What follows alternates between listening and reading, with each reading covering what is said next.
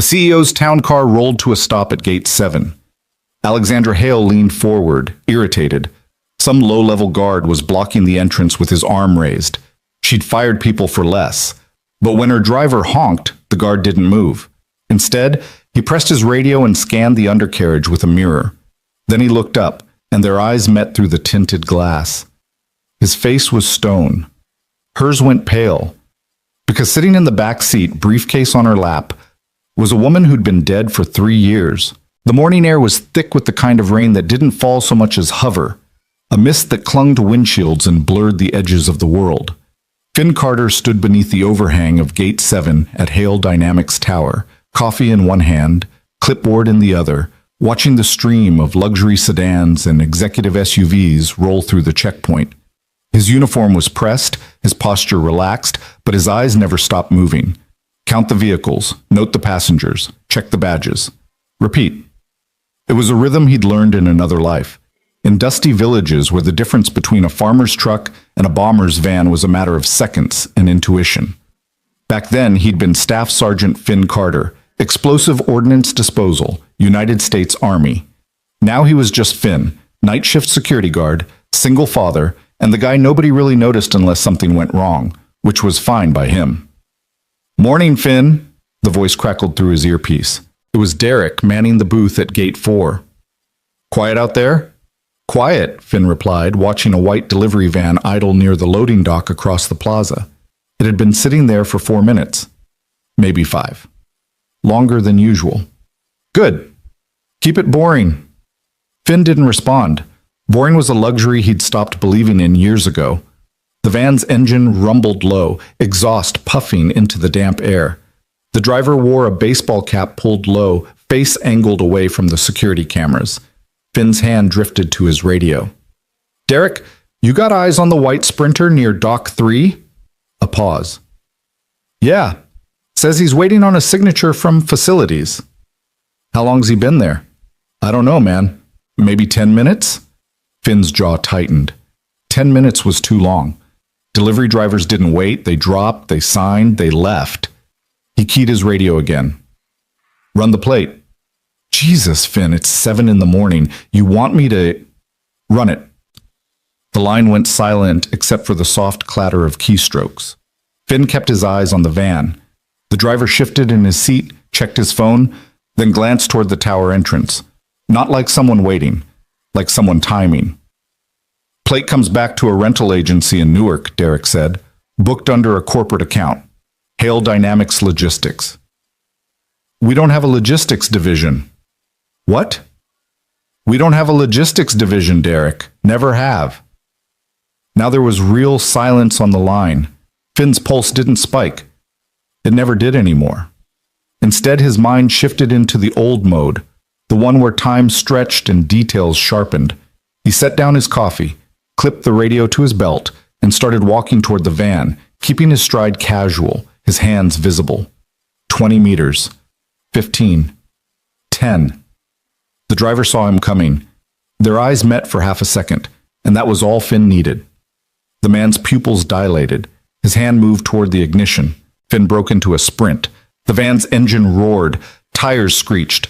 Finn lunged for the passenger door, but the vehicle lurched forward, fishtailing across the wet pavement and disappearing around the corner of the building. Finn stopped, breathing hard, and keyed his radio. "Gate 4, we have a hostile vehicle fleeing southeast. Alert NYPD and lock down all entrances. Now." "Finn, what the hell? Do it!" He turned and ran back toward the tower entrance, his boots pounding the asphalt. His mind was already 3 steps ahead, running scenarios, calculating probabilities. A fake logistics van, a driver who bolted the second he was approached, and 10 minutes of unobserved access near the loading dock, where deliveries came in, where security was thinner, where the service elevator connected directly to the executive floors. Finn hit the lobby doors at a sprint, startling the receptionist behind the marble desk. "Call building security," he shouted. "Evacuate floors 10 through 20. Do it now." "Sir, I can't just—" He didn't wait. He vaulted the turnstile and slammed his badge against the executive elevator panel. The doors slid open with agonizing slowness, and he jabbed the button for the 20th floor. the penthouse level, where Alexandra Hale's office overlooked the city like a glass fortress. As the elevator climbed, Finn's hands were steady, but his mind was racing. He thought of Sarah. He thought of Cobble, of the market square, of the boy with the vest who'd walked too slowly, looked too calm. He thought of the warnings he'd filed, the reports he'd written, the colonel who'd patted him on the shoulder and said, "Carter, you're seeing ghosts." 4 people died that day, including his wife Sarah, who'd been coordinating relief efforts 2 blocks away. He wasn't seeing ghosts, he was counting patterns. The elevator chimed. 20th floor. Finn stepped into the marble and glass corridor, past assistants and junior executives who barely looked up from their phones. At the far end, double doors stood open to Alexandra Hale's corner office, a sprawling space of floor-to-ceiling windows, minimalist furniture, and a desk that probably cost more than Finn's annual salary. And there she was, Alexandra Hale.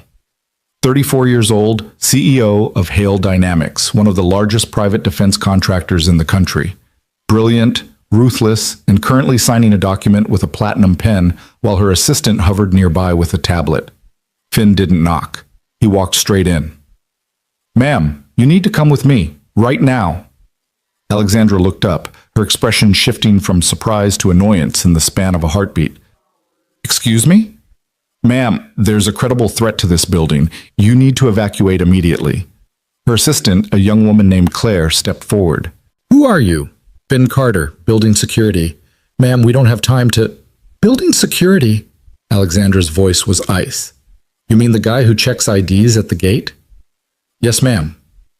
"And you're telling me to leave my office because of a credible threat?"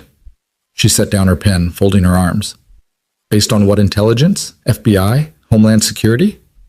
"Based on a van that shouldn't have been here, a driver who ran when I approached, and 10 minutes of unsupervised access to your loading dock." Alexandra stared at him.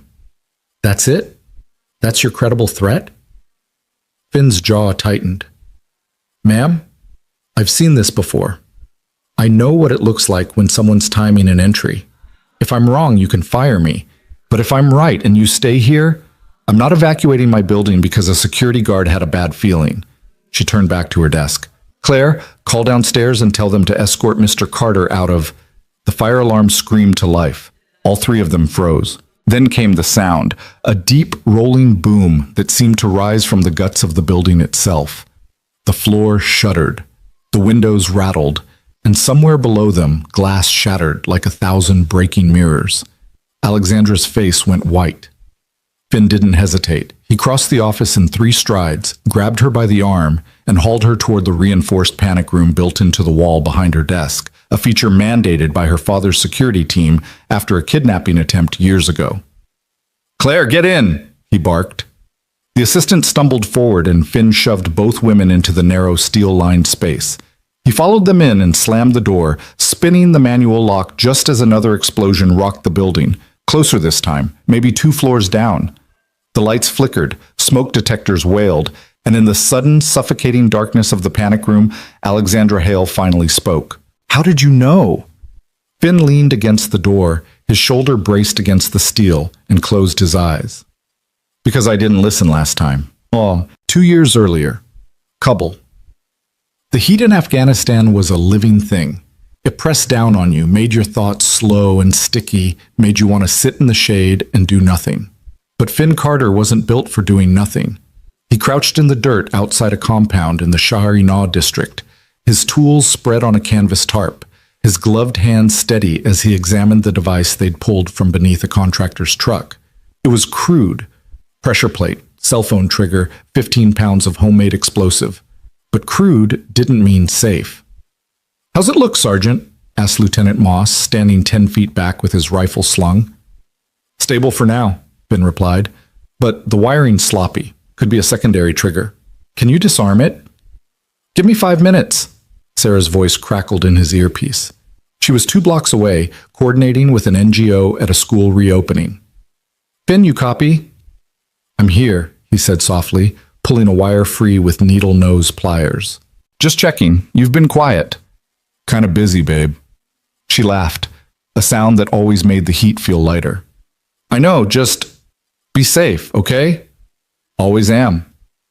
He wasn't. 3 hours later, after he'd flagged a second device near the market square and filed a report with his CO, the colonel had pulled him aside.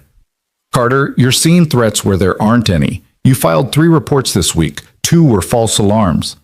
Sir, the pattern suggests you're burned out. Take a break. Go see your wife. Finn had wanted to argue. He'd wanted to show him the frequency data, the timing intervals, the way the devices were placed in a grid that suggested coordination, not randomness. But he was a sergeant, and the colonel was a colonel, and that was that. So he'd gone to see Sarah. She'd been in the school when the vest detonated. 4 dead, 11 injured. And Sarah, beautiful, brilliant Sarah, who'd believed the world could be better if you just tried hard enough, gone in an instant. The investigation later confirmed what Finn had suspected. The devices were part of a coordinated network. The bomber had been scouting for weeks. Finn's reports had been accurate. They just hadn't been believed. Present day. The panic room. Alexandra's voice cut through the memory like a knife. Carter. Carter, are you listening? Finn opened his eyes. The emergency lighting in the panic room cast everything in a sickly red glow. Claire was hyperventilating in the corner, and Alexandra was staring at him with a mixture of fear and fury. How long do we have to stay in here? She demanded. Until the structure's stable and the sweep team clears the building. And how long is that? Could be an hour, could be 6. 6 hours? Her voice rose. I have a board meeting in 2 hours. I have investors flying in from Ma'am? Finn's voice was flat, emotionless. There are at least 2 explosions in this building. We don't know if there are more. We don't know if the structure's compromised, and we don't know if whoever set this is still inside. So you're going to sit here, in this room, until I say it's safe. Understood? For a long moment, Alexandra just stared at him. Then slowly, she sank onto the bench along the wall. You said you didn't listen last time, she said quietly. What did you mean? Finn didn't answer right away. He pressed his ear to the door, listening for footsteps, for voices, for the sound of secondary collapses. When he was satisfied, he sat down opposite her. I was Army EOD, he said. Explosive Ordnance Disposal. I spent 6 years in Iraq and Afghanistan defusing bombs. I got good at spotting patterns, timing, placement, behavior, and one day I saw a pattern that didn't make sense, so I filed a report. My CO told me I was paranoid. And 4 people died, including my wife. The silence that followed was heavier than the smoke seeping under the door. Claire finally looked up, her face streaked with tears. You really think someone's trying to kill us? I think someone's trying to send a message, Finn said, and Ms. Hale was the target. Alexandra's hands clenched into fists. Who? I don't know yet, but when we get out of here, we're going to find out. 30 minutes earlier, the loading dock. The man in the baseball cap moved quickly through the service corridor, his tool bag slung over one shoulder, his cloned security badge swinging from a lanyard. He'd studied the building's layout for weeks, memorized shift changes, camera blind spots, maintenance schedules. Getting in had been easy. The real challenge was placement. He descended to sublevel 2, where the HVAC systems hummed behind chain-link cages. He knelt beside a junction box, opened his bag, and pulled out 2 devices, each the size of a lunchbox, wrapped in duct tape and wired to cell phone triggers. The first one went behind the air intake for floors 15 through 20.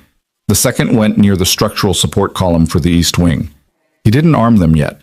Not until he was clear. He checked his watch. 7:42 a.m. Alexandra Hale would be in her office by now, signing contracts, making deals, pretending she gave a damn about the people she'd destroyed to get there. He thought of his daughter, thought of the medical bills, the foreclosure notice, the severance package that barely covered a month's rent, thought of the email he'd sent HR, polite, desperate, begging for his job back, and the automated reply that had come 6 hours later. Your employment with Hale Dynamics has been terminated. This decision is final. Final. He armed the first device, then the second. Then he walked out of the building, climbed into his white van, and drove away. Awesome. The panic room. Present. Finn's radio crackled to life. Security Team 1 to Carter. Do you copy? He pressed the button. Carter here. I'm in the executive panic room with Ms. Hale and her assistant. What's the situation? 2 confirmed explosions, sublevel 2 and floor 17. Fire suppression is active, but we've got structural damage on the east side. FDNY's on scene, buildings being evacuated. Any casualties? A pause. 3 injured, no fatalities so far. Finn closed his eyes and exhaled. Copy that. We're staying put until you give the all clear. Understood. Sit tight, Carter. You did good. He clipped the radio back to his belt and looked up to find Alexandra staring at him. Why? She asked. Why what? Why did you come up here? You could have run. You could have evacuated with everyone else. Why risk your life for someone you don't even know? Finn met her gaze, and for the first time she saw something raw behind his eyes. Something that looked like grief and guilt and a determination so fierce it was almost frightening. Because last time I didn't, he said simply. And I've been counting the cost ever since. 1 hour later. When the door finally opened, it wasn't a SWAT team or a bomb squad. It was a tall black woman in an FBI windbreaker, flanked by 2 agents with tactical gear and very serious expressions. Ms. Hale, I'm Special Agent Monica Reeves. Are you injured? Alexandra shook her head, stepping out of the panic room on shaky legs.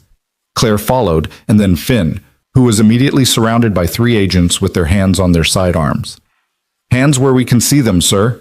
Finn raised his hand slowly. I'm building security. Finn Carter. We know who you are, Mr. Carter. Agent Reeves stepped forward, her eyes cold. And we need to ask you some questions. Questions? Alexandra's voice was sharp. He saved my life.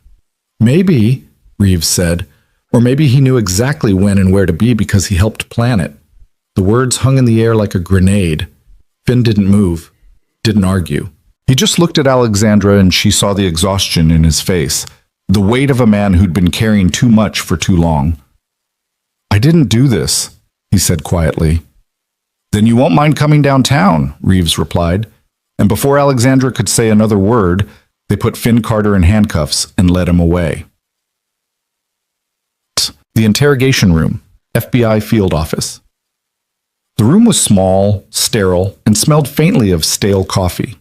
Finn sat in a metal chair, his hands cuffed to the table, while Agent Reeves paced in front of him like a lawyer preparing for closing arguments. Let's go over this again, she said. You spotted a suspicious van at 7:35 a.m. You approached the driver, who fled. You then entered the building without clearance, ran to the executive floor, and locked the CEO in a panic room 60 seconds before the first explosion. That's correct? And you expect me to believe that's a coincidence? I expect you to believe it's observation. Reeves stopped pacing. Observation. Yes, ma'am. I was trained to recognize patterns. The van was wrong, the timing was wrong, the driver's behavior was wrong, so I acted. Or you knew exactly what was about to happen because you were part of it. Finn's jaw tightened, but his voice stayed calm. If I wanted to kill Alexandra Hale, I wouldn't have locked her in the safest room in the building. Maybe you didn't want to kill her. Maybe you wanted to be the hero. Make yourself indispensable. Get promoted. Hell, maybe you wanted her gratitude, her attention. I wanted to keep her alive, Finn said flatly. That's it. Reeves leaned forward, her palms flat on the table. Then explain to me how a low-level security guard with PTSD and a grudge against the Army just happened to save the CEO of one of the biggest defense contractors in the country. I don't have a grudge against the Army. No. You were discharged after your wife died. You filed complaints about your chain of command. You've been working night shifts at a job you're overqualified for. That doesn't sound like someone who's moved on. Finn looked her in the eye. I'm not the bomber, Agent Reeves, but I know who is. That got her attention. Talk. The devices were placed in 2 locations, sublevel 2 and floor 17. That's not random. Sublevel 2 controls HVAC for the upper floors. Floor 17 is directly below the executive offices. Whoever did this wanted to trap people on the top floors and cut off their air supply. That's not terrorism, that's targeted assassination. Reeves crossed her arms. And how do you know all this? Because I've seen this before. Kabul, 2023. A coordinated bombing that targeted a specific individual by isolating their location and creating panic. It's textbook. And who was the target in Kabul? Finn's voice went quiet. A relief coordinator named Sarah Carter, my wife. For the first time, Reeves hesitated. I'm sorry for your loss, Mr. Carter, but that doesn't prove you're innocent. Then check the security footage, Finn said. Check my time logs, my badge swipes, my phone records. You'll see I was exactly where I said I was. And you'll see that the only reason Alexandra Hale is alive is because I was paying attention. Reeves studied him for a long moment. Then she stood, walked to the door, and paused. For what it's worth, she said, I hope you're telling the truth. So do I, ma'am, because if I'm right, whoever did this isn't finished. The door closed, and Finn was left alone in the silence, counting the seconds until the next explosion. The fluorescent lights buzzed overhead like angry insects, and Finn counted them. 1, 2, 3, 4. The way he always counted things when the walls started closing in. It was a trick Sarah had taught him during his first deployment, back when the nightmares were so bad he couldn't sleep more than 2 hours at a stretch.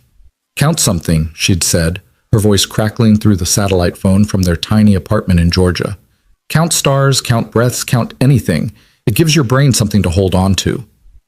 He was holding on to the edge of the table now, his cuffed hands pressed flat against the cold metal, when the door opened again. But it wasn't Agent Reeves who walked in. It was a man in an expensive suit, charcoal gray, perfectly tailored, with silver hair and the kind of posture that came from decades of boardrooms and power lunches. Mr. Carter, the man said, extending his hand before realizing Finn couldn't shake it. He lowered it awkwardly. I'm Robert Hale, Alexandra's father. Finn straightened slightly. He'd seen Robert Hale on the news at shareholder meetings, standing beside senators and generals. The man who'd built Hale Dynamics from a small aerospace firm into a defense empire worth $12 billion. Sir, Finn said simply. Robert pulled out the chair across from him and sat down slowly, like a man whose knees didn't work as well as they used to. Agent Reeves tells me you believe my daughter was the target of a coordinated attack. Yes, sir, I do. And she tells me you have military experience, EOD. 6 years, sir. Iraq and Afghanistan. Robert nodded, his fingers steepled under his chin. Then you understand what it means to make a decision under pressure, to act when others hesitate. I do. Good. Robert reached into his jacket and pulled out a thin folder. He slid it across the table. Because I've been reviewing your personnel file, Mr. Carter, and I've found some interesting things. Finn didn't open the folder.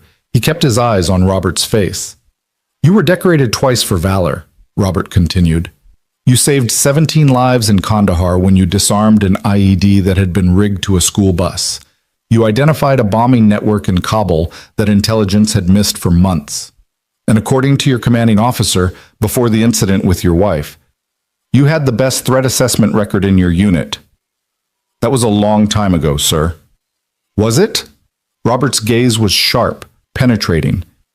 Because this morning, you did something very few people could have done. You saw a pattern, you acted on it, and you saved my daughter's life. Finn's throat tightened. I was just doing my job. No, Robert said quietly. You were doing what you were trained to do, what you were built to do, and now Agent Reeves wants to lock you up because she can't understand how someone could be that good at their job. He leaned forward. But I understand, Mr. Carter. Because I've spent 40 years hiring people, and I know talent when I see it.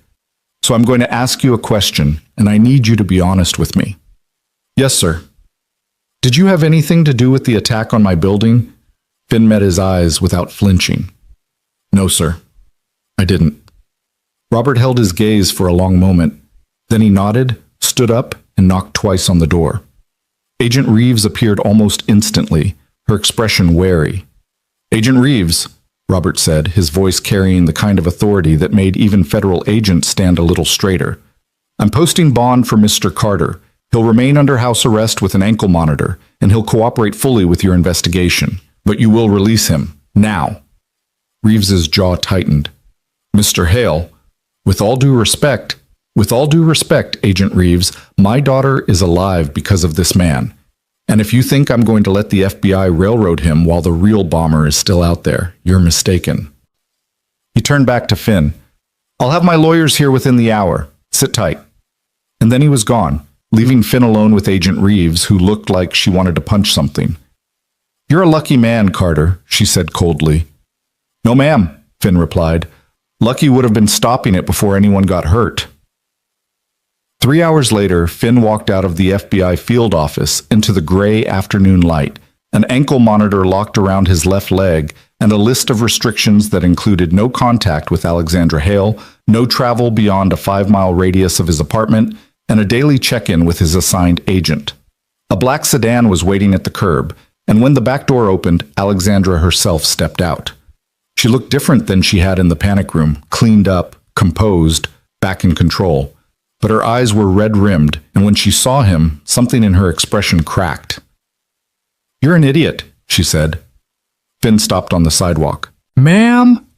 You locked me in a room. You disobeyed a direct order. You could have been killed. Her voice was shaking. And now the FBI thinks you're a suspect, and my father had to bail you out like some common criminal, and... She stopped, pressing her fingers to her eyes. I'm sorry, Finn said quietly. I didn't mean to make things harder for you. Harder? Alexandra laughed, a short, bitter sound. You saved my life, Carter. You saw something no one else saw, and you acted, and because of that, I'm standing here instead of lying in a morgue. So don't apologize, just... She took a breath. Just tell me the truth. Do you really think someone's trying to kill me? Yes, ma'am. I do. Why? Because the bombs were placed too precisely. Because the timing was too deliberate. This wasn't about making a statement. It was about removing you from the board. Alexandra's hands clenched into fists. Then we need to find out who. That's the FBI's job, ma'am. But the FBI thinks you're involved, which means they're wasting time looking in the wrong direction. She stepped closer, her voice dropping. My father told me about your file, about Kabul, about your wife. Finn's jaw tightened. That's not relevant, isn't it? You lost someone because people didn't listen to you, and now you're trying to make sure it doesn't happen again. She held his gaze. I need someone I can trust, Carter. Someone who sees what others miss. And right now, that's you. Ma'am, I'm under house arrest. I can't... You can consult, advise. My father's already cleared it with the FBI. They don't like it, but they'll allow it. She pulled a phone from her pocket, a secure device, encrypted with a single contact programmed in. This is a direct line to me. If you see something, if you think of something, you call. Understood? Finn took the phone slowly. Why are you doing this? Because you were right, Alexandra said simply. And I was wrong, And I don't make the same mistake twice. She climbed back into the sedan, and Finn watched it pull away into traffic. Then he looked down at the phone in his hand, at the ankle monitor around his leg, and he thought about Sarah, about the market square, about the reports no one had read and the warnings no one had believed. He wasn't going to let that happen again. Finn's apartment was a third-floor walk-up in Queens, sandwiched between a bodega and a laundromat that smelled perpetually of fabric softener and fried plantains. The building had seen better days, cracked plaster, peeling paint, radiators that clanked like chains, but the rent was manageable, and it was close to Audrey's school. That was all that mattered. He climbed the stairs slowly, exhaustion settling into his bones like old shrapnel. The door to 3B was slightly ajar, and his heart kicked once before he remembered. Mrs. Chen from downstairs had a key. She watched Audrey when Finn worked nights. He pushed the door open. Dad! Audrey launched herself at him like a missile, all 73 pounds of 10-year-old energy and unbrushed hair. Finn caught her, staggered back a step, and held on tight. Hey, kiddo, he murmured into her hair. You okay? Mrs. Chen said there was an explosion at your work. She said people got hurt. Are you okay? Did you get hurt? You smell like smoke. I'm fine, Audrey. I promise. She pulled back, her dark eyes, Sarah's eyes, scanning his face for lies. Audrey Carter had inherited her mother's intelligence, her curiosity, and her absolute inability to accept vague answers. At 10, she was already taking pre-algebra, building circuit boards in her bedroom, and asking questions that made Finn feel like he was being cross-examined by a very small lawyer. "You're lying," she said flatly. "You do that thing with your jaw when you're lying." "I'm not lying, I'm just tired." "That's a deflection, not a denial." She crossed her arms. "What happened?" Finn sighed and glanced over her shoulder. Mrs. Chen stood in the kitchen doorway, wringing her hands, her face creased with worry. "Mr. Carter, the news, they said it was terrorism. They said—" "It wasn't terrorism, Mrs. Chen. It was targeted, and it's being handled." He gave her what he hoped was a reassuring smile. "Thank you for staying with Audrey. I've got it from here." Mrs. Chen hesitated, then nodded and gathered her purse. "You call if you need anything. Anything at all." When she was gone, Finn locked the door, checked the windows, old habits, and sank onto the couch. Audrey immediately climbed up next to him, tucking herself under his arm the way she used to when she was small enough to fit in the crook of his elbow. "Tell me what happened," she said quietly. So he did. Not everything, not the panic room, not the interrogation, not the part where he'd thought for a split second that he was going to die in that office. But enough. Enough for her to understand that he'd seen something wrong, acted on it, and kept people safe. When he finished, Audrey was quiet for a long time. Then she said, "You did what Mom would have done." Finn's chest tightened. "What do you mean?" "She always said you had to trust your gut. That data was important, but intuition was what kept you alive." Audrey looked up at him. "You trusted your gut today, and you saved people. That's what she would have done." He kissed the top of her head. "Yeah, kiddo, it is." That night, after Audrey was asleep, Finn sat at the small desk in the corner of his bedroom and opened his laptop. The FBI had confiscated his work computer, but they hadn't touched his personal files, and Finn had been making backups of building security data for months, not because he was paranoid, because he was thorough. He pulled up the footage from Gate 7, scrubbing backward through the morning's arrivals. The white van appeared at 7:14 a.m., pulling into the loading dock with no visible plates on the front bumper. The driver kept his face turned away from the cameras. Deliberate, practiced. At 7:22, a figure in a maintenance uniform entered the building through the service entrance. Badge swipe, 072218. Finn froze the frame and zoomed in. The badge was clipped to the man's belt, partially obscured, but the ID number was visible, 4728B. He cross-referenced it against the employee database he'd downloaded last month during a routine audit. Employee 4728B, Marcus Teague, maintenance technician, hired 8 months ago. Finn pulled up Teague's personnel file. Clean background check. No criminal record. Previous employment at a private security firm in New Jersey. References checked out. But something was off. He ran a reverse image search on Teague's employee photo. Nothing. He searched for Marcus Teague in New Jersey court records, property records, social media. Nothing. Marcus Teague didn't exist. Finn's pulse quickened. He pulled up the badge swipe logs for the past 6 months and filtered for 4728B. Teague had swiped into the building 47 times. Always during off-peak hours, always through service entrances, always in areas with minimal camera coverage. He'd been planning this for months. Finn grabbed the encrypted phone Alexandra had given him and dialed. She answered on the second ring. "Carter?" "The bomber's not external, ma'am. He's internal. Maintenance staff. Badge number 4728B, Marcus Teague. Except Marcus Teague doesn't exist. It's a ghost identity." There was a pause. Then Alexandra's voice, sharp and focused. "How do you know this?" "Because I've been tracking badge swipes and access patterns for 6 months. Teague's movements don't match normal maintenance behavior. He's been scouting, learning the building, and this morning he walked in through the service entrance 22 minutes before the first explosion." "Hold on." He heard her typing, heard voices in the background. "I'm looping in Agent Reeves. Stay on the line." A moment later, Agent Reeves's voice cut in, clipped and skeptical. "Carter, if this is some attempt to deflect suspicion, it's not. Check your own footage. Service entrance, 7:22 a.m., badge 4728B. Then check your employee database. Marcus Teague was hired 8 months ago, but he has no digital footprint before that. No social media, no prior addresses, no credit history. He's a fabrication. There was a long silence. Then Reeves said, "We'll verify." "Don't go anywhere, Carter." "I'm wearing an ankle monitor, Agent Reeves. I couldn't go anywhere if I wanted to." The line went dead. Finn set the phone down and leaned back in his chair, staring at the frozen image of Marcus Teague on his screen. The man's face was partially turned away, but Finn could see enough.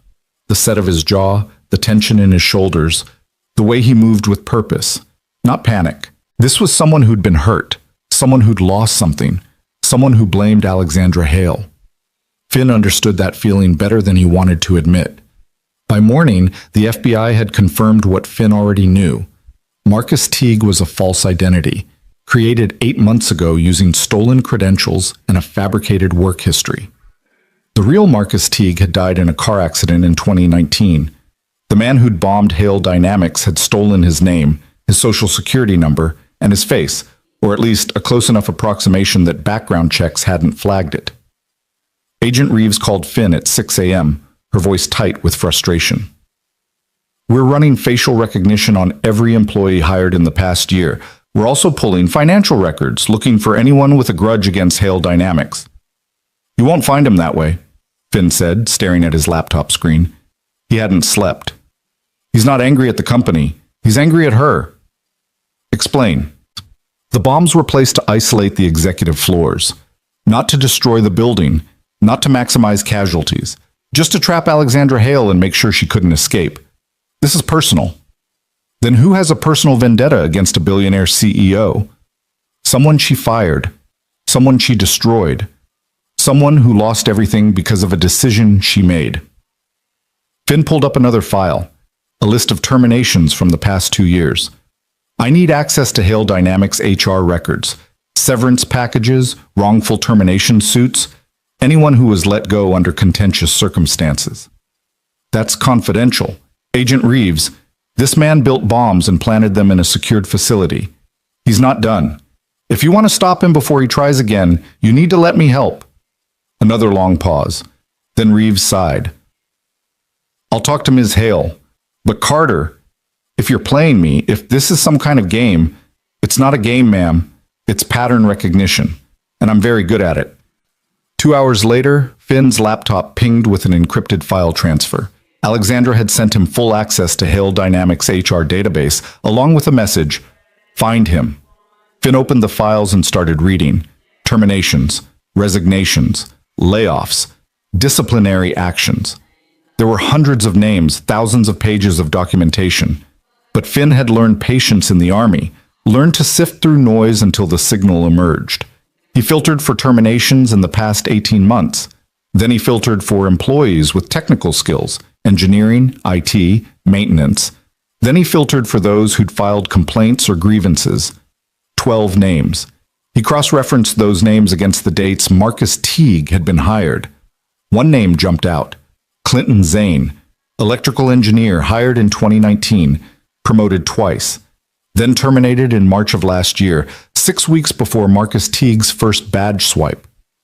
Finn pulled up Zane's file.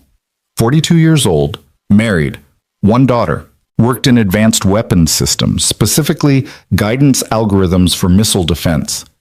Terminated for gross insubordination and security violations after he'd refused to sign off on a contract that he claimed was unsafe. There was a note in his file from Alexandra herself. "Mr. Zane's concerns have been reviewed and found to be without merit. His refusal to comply with company policy leaves us no choice but to terminate his employment immediately." Finn kept reading. After his termination, Zane had filed a wrongful termination suit. It was dismissed. He'd appealed, dismissed again. Then his wife had filed for divorce. Then his daughter had been diagnosed with leukemia, and the medical bills, no longer covered by Hale Dynamics insurance, had bankrupted him. Finn sat back, his stomach churning. Clinton Zane hadn't just lost his job, he'd lost everything. And he blamed Alexandra Hale. Finn called Agent Reeves. "I have your bomber. Clinton Zane, former electrical engineer. Terminated March 2024. He's using the alias Marcus Teague. How do you know? Because the timeline matches, because his skill set matches, and because he had motive, means, and opportunity. Finn sent her the file. He lost his job, his marriage, and his daughter's health because of a decision Alexandra made. He's not trying to make a statement, he's trying to make her pay. Reeves was silent for a moment. Then she said, "We're issuing a warrant. Do not approach this man, Carter. Do not investigate on your own. Are we clear?" "Crystal, ma'am." But even as he said it, Finn was already pulling up property records for Clinton Zane, because he knew something Agent Reeves didn't. Men like Zane didn't stop with one bomb. They stopped when they were finished, or when someone stopped them. Clinton Zane's last known address was a foreclosed townhouse in Staten Island, seized by the bank 4 months ago. But Finn knew better than to trust last known addresses. He pulled up utility records, cell phone pings, credit card transactions, anything that might tell him where Zane had gone after he'd lost his home. Nothing. The man had gone dark, but then Finn noticed something. 3 weeks ago, there'd been a 911 call from a storage facility in Brooklyn, a noise complaint, someone running a generator after hours. The call had been logged but never followed up on. Finn pulled the facility's address and cross-referenced it against Zane's financial records. Bingo.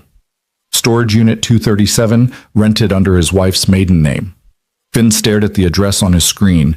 Then he looked down at the ankle monitor locked around his leg. He thought about Sarah, about Kabul, about the reports he'd filed and the warnings no one had believed. He thought about Audrey, asleep in the next room, and what would happen to her if he got himself killed doing something stupid. Then he picked up the encrypted phone and called Alexandra. "I know where he is," Finn said when she answered, "and I need you to trust me one more time." Alexandra's voice came through sharp and immediate. "Where?" "Storage facility in Red Hook, Unit 237, rented under his ex-wife's maiden name." Finn was already pulling up satellite images on his laptop, studying the layout. Single-story concrete building, 12-foot chain-link fence, security camera at the main gate. "But I need you to convince Agent Reeves to move fast. If Zane knows we've identified him, he'll rabbit, or worse. Worse how? He's an electrical engineer who specializes in guidance systems. He knows how to build remote triggers, deadman switches, fail-safes." Finn zoomed in on the storage facility's power grid. If he's been working out of that unit for weeks, he's not just sitting on one bomb, he's sitting on an arsenal.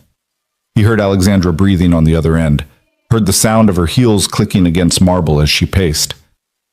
"I'll call Reeves. But Carter, stay where you are. You're under house arrest. If you violate the terms, I know what happens, ma'am. But if the FBI goes in heavy tactical gear and helicopters, Zane will see them coming. He'll detonate whatever he has left, and people will die. You need someone who can talk him down, someone who understands what he's going through." "You?" "I've been where he is, ma'am. I've lost someone because the system failed. The difference is I didn't turn it into rage." Finn closed his laptop. "Let me try." There was a long silence. Then Alexandra said quietly, "My father told me about your wife, about how she died because your commanders didn't listen to your warnings. And I've been thinking about that all night, about how I almost did the same thing, how I almost ignored you because I was too arrogant to believe a security guard could see something I couldn't. Ma'am, let me finish. You saved my life yesterday, and now you're trying to save more lives, even though you're under house arrest, even though the FBI thinks you might be involved. That's not rage, Carter. That's honor. And I won't let you throw that away by violating your bail terms." Finn's jaw tightened. "Then what do you suggest?" "I suggest you let the professionals handle it. I'll make sure Reeves knows about the storage unit. I'll make sure they understand the risks. But you stay home with your daughter. That's an order." Before Finn could respond, she hung up. He sat there in the pre-dawn darkness, staring at the dead phone in his hand, feeling the weight of the ankle monitor like a shackle. Outside, the city was beginning to wake. Garbage trucks rumbling, pigeons cooing, someone's radio playing salsa music through an open window. Normal sounds. Safe sounds. But all Finn could hear was the ticking of a clock he couldn't see. He stood up, walked to Audrey's room, and eased the door open. She was sprawled across her bed like a starfish, one leg hanging off the edge, her mouth slightly open. On her nightstand sat a framed photo of Sarah, taken on a beach in North Carolina the summer before she deployed. She was laughing, her hair whipping in the wind, her eyes bright with life. Finn touched the frame gently. "I'm trying, Sarah," he whispered. "I'm trying to do what you'd want." But he wasn't sure what that was anymore. By the time the sun crested over the apartment buildings across the street, Finn had made coffee, scrambled eggs, and watched the news on his phone. The bombing at Hale Dynamics was the lead story on every channel. 3 injured, no fatalities, building closed indefinitely. Speculation ranged from domestic terrorism to corporate espionage. Not a single outlet mentioned Clinton Zane. Good. That meant the FBI was keeping it quiet. Audrey stumbled out of her room at 7:30, still in her pajamas, her hair sticking up in every direction. She squinted at him suspiciously. "You're cooking breakfast? On a weekday? That's weird. Maybe I just wanted to do something nice for my kid. Or maybe something's wrong and you're overcompensating." She climbed onto a stool at the kitchen counter and poked at the eggs. "These are overdone. Eat them anyway." She took a bite, chewed thoughtfully, then said, "You're going to do something stupid today, aren't you?" Finn looked at her. "What makes you say that?" "Because you have your mission face on. That's what Mom used to call it. The face you make when you're about to do something dangerous and noble and really, really dumb." "I'm not doing anything dangerous. I'm staying here, just like I promised." Liar. But she said it without heat, just matter-of-fact observation. "Just be careful, okay? I already lost one parent. I'm not interested in losing another." Finn crossed to her side of the counter and kissed the top of her head. "You're not going to lose me, kiddo. I promise." That's what Mom said. The words hit him like a punch to the sternum. He pulled back, met her eyes, Sarah's eyes, and saw fear there, real and raw. "Audrey, I know you can't promise, Dad. I know how the world works, but just try, okay? Try to come home." He held her for a long moment, memorizing the feel of her small shoulders, the smell of her strawberry shampoo, the way she fit perfectly under his chin. Then he stepped back and forced a smile. "I'll always try, kiddo, always." She nodded, sniffed once, and went back to eating her eggs. At 9:15, Finn's phone buzzed. Not the encrypted phone, his regular cell. The number was blocked, but he answered anyway. Carter. It was Agent Reeves, her voice clipped and professional. "We're moving on the storage facility at 1100 hours. I'm calling to inform you as a courtesy and to remind you that you are not, under any circumstances, to leave your residence. Clear?" "Crystal clear, Agent Reeves." "Good. I'll update you when we have him in custody." She hung up before he could respond. Finn set the phone down and looked at the clock. 9:16. He had 1 hour and 44 minutes before the FBI kicked down Clinton Zane's door. 1 hour and 44 minutes to decide whether to follow orders or follow his instincts. He thought about Sarah, about the market square, about the way her voice had sounded over the radio in those last seconds, confused, frightened, asking him what was happening. He thought about Audrey's face when she'd said, "I already lost one parent." Then he thought about the bomber, Clinton Zane, desperate and broken, sitting in a storage unit surrounded by explosives, waiting for someone to come for him, waiting for a reason to push the button. Finn walked to his bedroom, opened the closet, and pulled out a small black duffel bag. Inside were things he hadn't touched in 2 years: his old Army field jacket, a set of trauma shears, a laminated card with EOD protocols and frequency charts, and a photo of Sarah in a Red Cross vest, smiling at the camera. He zipped the bag closed, slung it over his shoulder, and walked to the front door. The ankle monitor beeped softly against his leg. A reminder, a warning, a promise of consequences. He opened the door anyway. The subway ride to Brooklyn took 40 minutes, and every second of it, Finn expected his phone to ring, Reeves calling to tell him they'd tracked his ankle monitor, that he was in violation of his bail terms, that he was going back to jail. But the phone stayed silent.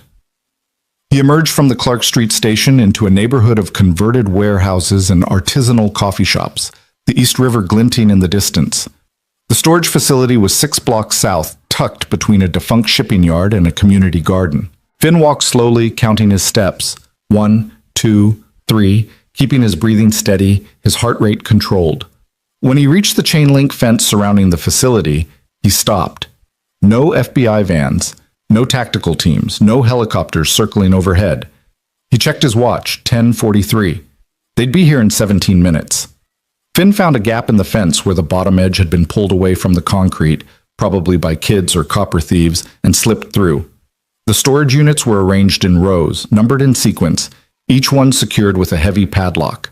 He moved quickly, staying low, until he found Unit 237. The door was closed, but not locked. A heavy chain dangled from the handle, cut cleanly through with bolt cutters. Someone had been here recently. Finn's pulse kicked up a notch. He pulled out his phone and texted Alexandra. At the storage facility, doors open, no sign of FBI. Something's wrong. Then he pushed the door open and stepped inside. The unit was maybe 10 by 15 feet, lit by a single camping lantern hanging from a hook in the ceiling. Workbenches lined the walls, cluttered with wires, circuit boards, soldering irons, and chemical containers labeled with hazard symbols. In the center of the room, on a folding table, sat a suitcase, hard-shell plastic, scratched and dented, with a digital timer duct taped to the top. 003824, 003823, 003822. Finn's breath caught. 38 minutes. Zane had set a timer, not a dead man switch, not a remote trigger. A simple countdown, probably armed the moment the door was opened, or the moment he knew the FBI was coming. Finn stepped closer, careful not to touch anything, his eyes scanning the device.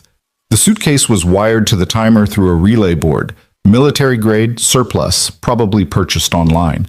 The timer itself was connected to a blasting cap embedded in what looked like 20 pounds of C4 plastic explosive, molded into bricks and arranged in a ring around a central core.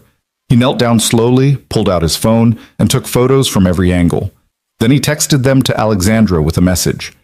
Active device, 37 minutes. Don't let FBI come in hot. Her response was immediate. Get out now! But Finn didn't move. He stared at the bomb, his mind shifting into the old rhythm. Observe, assess, prioritize. The timer was the primary trigger. Disabling it would require cutting the power source, but C4 was stable. It wouldn't detonate without a blasting cap. So the real threat was the cap itself, a small copper tube filled with lead azide, sensitive to heat, shock, and electrical current. If he could remove the cap, the bomb was inert. If he couldn't, 37 minutes from now, this entire block would be a crater. Finn heard footsteps outside, multiple sets, moving fast. He turned toward the door just as Agent Reeves appeared, flanked by 2 tactical officers in full-body armor. Carter, step away from the device. Finn raised his hand slowly. Agent Reeves, listen to me. I said step away. There's a timer. 36 minutes. If you evacuate now, you can clear a 4-block radius before it detonates. Reeves's face went white. She keyed her radio. All units, fall back. Repeat. Fall back and establish a perimeter at 500 meters. Bomb squad en route. ETA 20 minutes. They won't make it in time, Finn said quietly. Then we evacuate and let it blow. We're not risking lives to save a storage unit. What about the apartment building 2 blocks south? The elementary school 3 blocks east? The community garden with 50 volunteers pulling weeds right now? Finn gestured to the bomb. This thing has enough explosive to level everything within 300 meters. You evacuate, people die. You let me try, maybe nobody dies. Reeves stared at him, her jaw working. You're under house arrest, Carter. You violated your bail. If I let you touch that bomb and it goes off, then I'm dead and you have one less problem. Finn turned back to the device. Agent Reeves, I've done this 100 times. I know what I'm doing. That was a war zone. This is Brooklyn. Explosives don't care where they are, ma'am. They just care about physics. He met her eyes. Let me do my job. For a long moment, Reeves didn't move. Then she turned to her team. Clear the building. Evacuate 3 blocks in every direction. Silent alarm, no sirens, no panic. Move. The officers disappeared. Reeves lingered in the doorway, her hand on her sidearm, watching Finn like he might detonate himself. I'm staying, she said. Bad idea. Then we'll both have bad ideas. She pulled a folding chair from the corner and sat down. You've got 34 minutes, Carter. Make them count. Finn nodded, set his phone on the workbench where she could see the timer, and knelt beside the bomb. His hands were steady. His breathing was controlled. And somewhere in the back of his mind, he could hear Sarah's voice, calm and clear. Count something. Give your brain something to hold on to. 1. The timer. 2. The relay board. 3. The blasting cap. He pulled out his trauma shears and started cutting away the duct tape. The first thing Finn did was trace the wiring. The timer was connected to the relay board through a simple 2-wire circuit, positive and negative, red and black. Standard configuration, the kind you'd find in any EOD manual. But Zane was smarter than standard. He'd added a secondary loop, a thin green wire that ran from the timer to a small battery pack hidden beneath the C4 bricks. A bypass circuit. If Finn cut the main power, the secondary would kick in and complete the circuit anyway. "Talk to me, Carter," Reeves said from the doorway. "What are we looking at?" "Dual trigger system, primary timer connected to the blasting cap, secondary battery as a failsafe. If I disable one, the other fires." Finn wiped sweat from his forehead with the back of his hand. He knew someone would try to disarm it. "Can you?" "I don't know yet." The timer ticked down. 003147. Finn pulled out his phone and opened a frequency analyzer app, something he'd downloaded years ago, back when he was still in the Army. He scanned the bomb for RF signals, looking for remote triggers, cell phone detonators, anything that could bypass the physical wiring. Nothing. The device was entirely mechanical. That was good. Mechanical meant predictable. Mechanical meant he could follow the logic, understand the design, find the weakness. He just had to find it before the timer hit 0. "Where's Zane?" Finn asked, not looking up from the bomb. "Unknown. We have units checking his ex-wife's address, his daughter's hospital, every known associate, but he's in the wind." "He's not in the wind. He's watching." Reeves straightened. "What?" "He built this bomb to be found. He set the timer knowing we'd have just enough time to try to disarm it. That's not suicide, that's theater. He wants to see if we're smart enough to survive. Or he wants to watch us fail. Maybe." Finn studied the bypass circuit, tracing it with his eyes, counting the connection points. But if he's watching, he's close. Check the rooftops. Check the street cameras. He's here.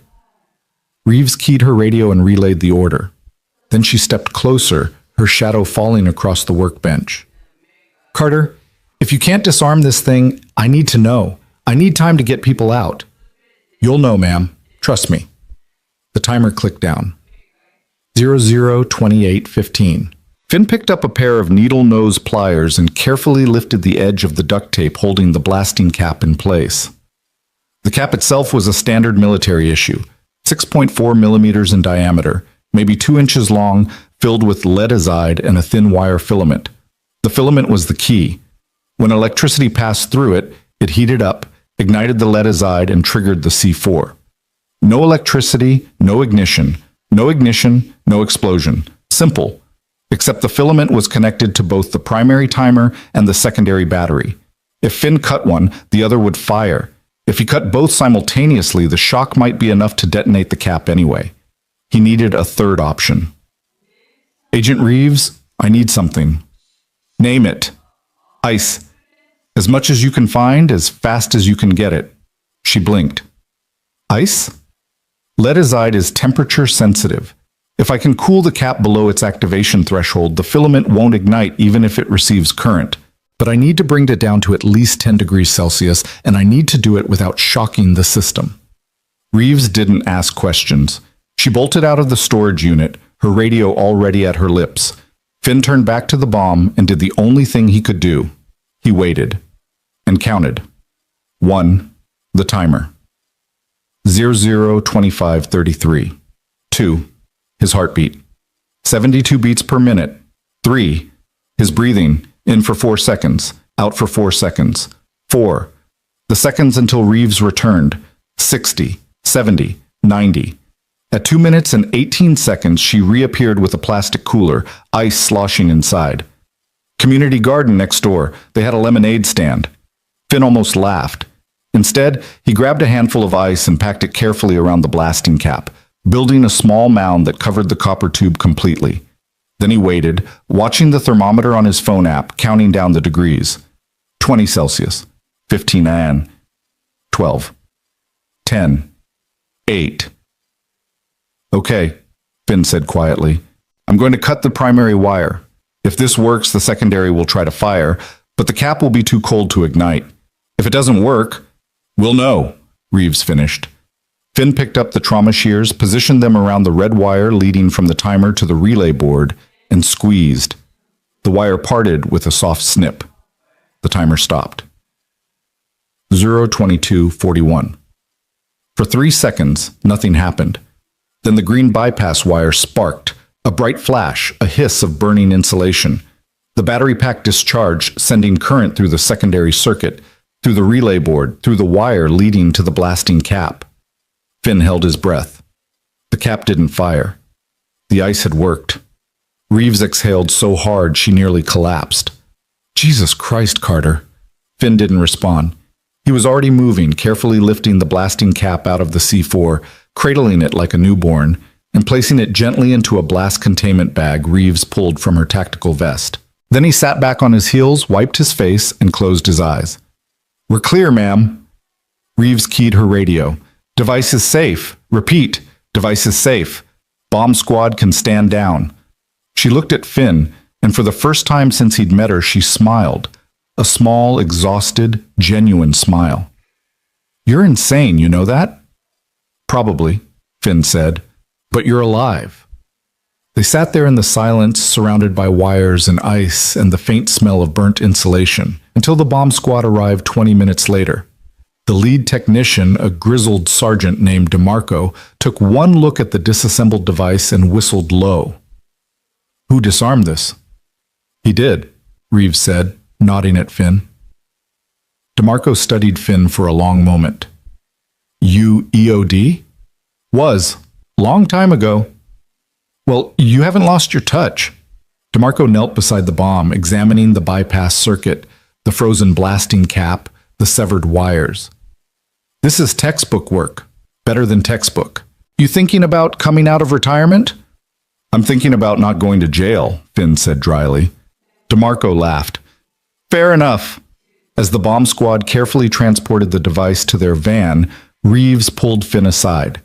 You violated your bail terms, Carter. You left your residence, removed your ankle monitor, yes, I noticed, and inserted yourself into an active federal investigation. By all rights, I should arrest you right now. Yes, ma'am. But you also just saved about 200 lives, including mine. So here's what's going to happen. You're going to go back to your apartment. You're going to put that ankle monitor back on, and you're going to pretend you never left. Understood? Finn met her eyes. What about Zane? We'll find him. Will you? Finn gestured to the storage unit. He built this bomb knowing someone would try to disarm it. He set the timer knowing we'd have just enough time. That's not desperation, Agent Reeves. That's control. He's not finished. Boom. Reeves's jaw tightened. Then what do you suggest? Let me talk to him. Absolutely not. Why? Because I'm a civilian? Because I violated my bail? Or because you don't trust me? Because he's a bomber, Carter. And bombers don't negotiate. They detonate. Not all of them. Finn thought about Kabul, about the market square, about the young man with the vest who'd stood frozen in the middle of the street, his thumb on the trigger, tears streaming down his face. Finn had talked to him for 40 minutes while EOD worked to jam the signal. The kid had surrendered, lived to see trial. Some of them just want to be heard. Reeves shook her head. I can't authorize that. Then don't authorize it. Just don't stop me. Before she could respond, Finn's phone buzzed. The encrypted phone Alexandra had given him. He pulled it out, saw the message, and felt his blood run cold. He's at my building. He's at my daughter.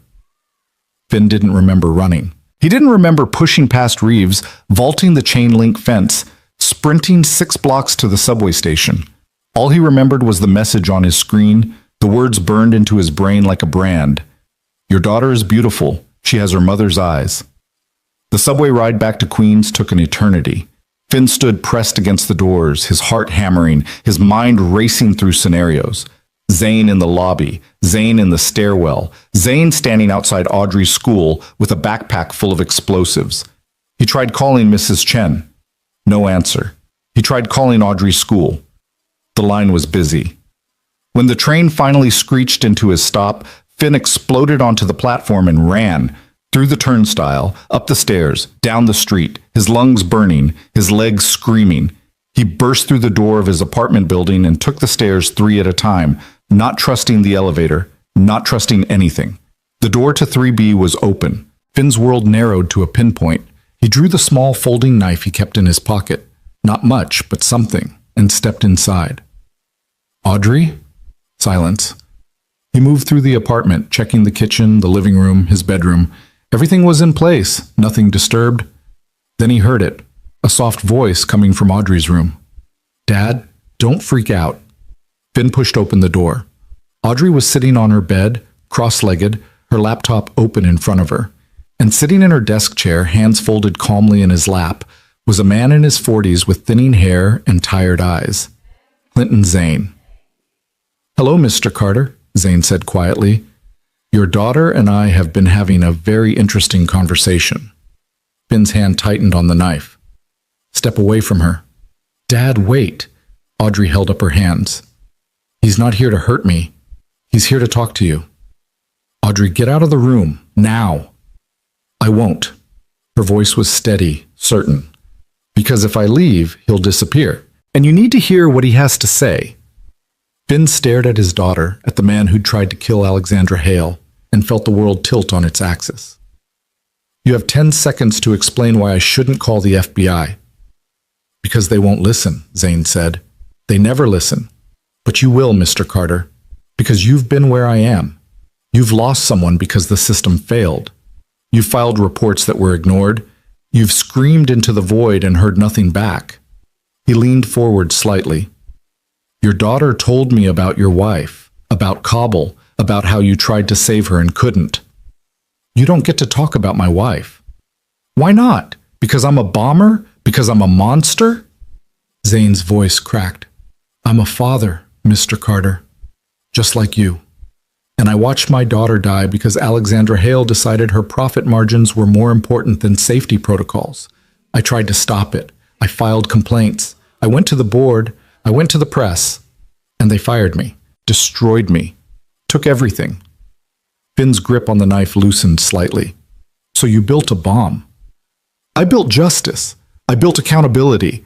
I built the only language people like her understand. You built a weapon that could have killed dozens of innocent people.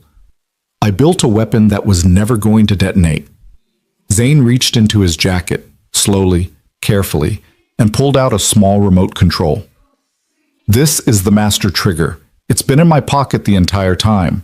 The timer in the storage unit? Theater. I wanted to see if anyone was smart enough to disarm it, and you were." He set the remote on the desk.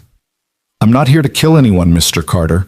I'm here to make sure people remember what Alexandra Hale did, what she's still doing." Audrey looked at her father.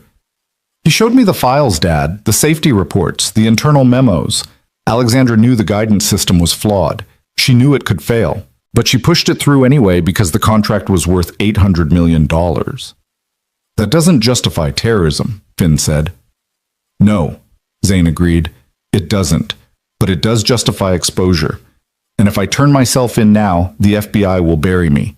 The media will call me a terrorist, and nothing will change." He stood slowly, hands visible. "But if you help me, if you make sure the truth comes out, I'll surrender. No more bombs, no more threats, just accountability." Finn looked at his daughter, at the man who'd tried to kill his boss, at the remote control sitting on the desk like a coiled snake. And he thought about Sarah, about the market square, about the reports he'd written that no one had read. He thought about justice and revenge and the thin line between them. Then he pulled out his phone and dialed Agent Reeves. "I have Clinton Zane," he said when she answered, "and I think you're going to want to hear what he has to say." The silence on the other end of the line stretched for 3 full seconds. Then Agent Reeves's voice came through, tight and controlled. "Say that again." "Clinton Zane is in my apartment. He came here to talk.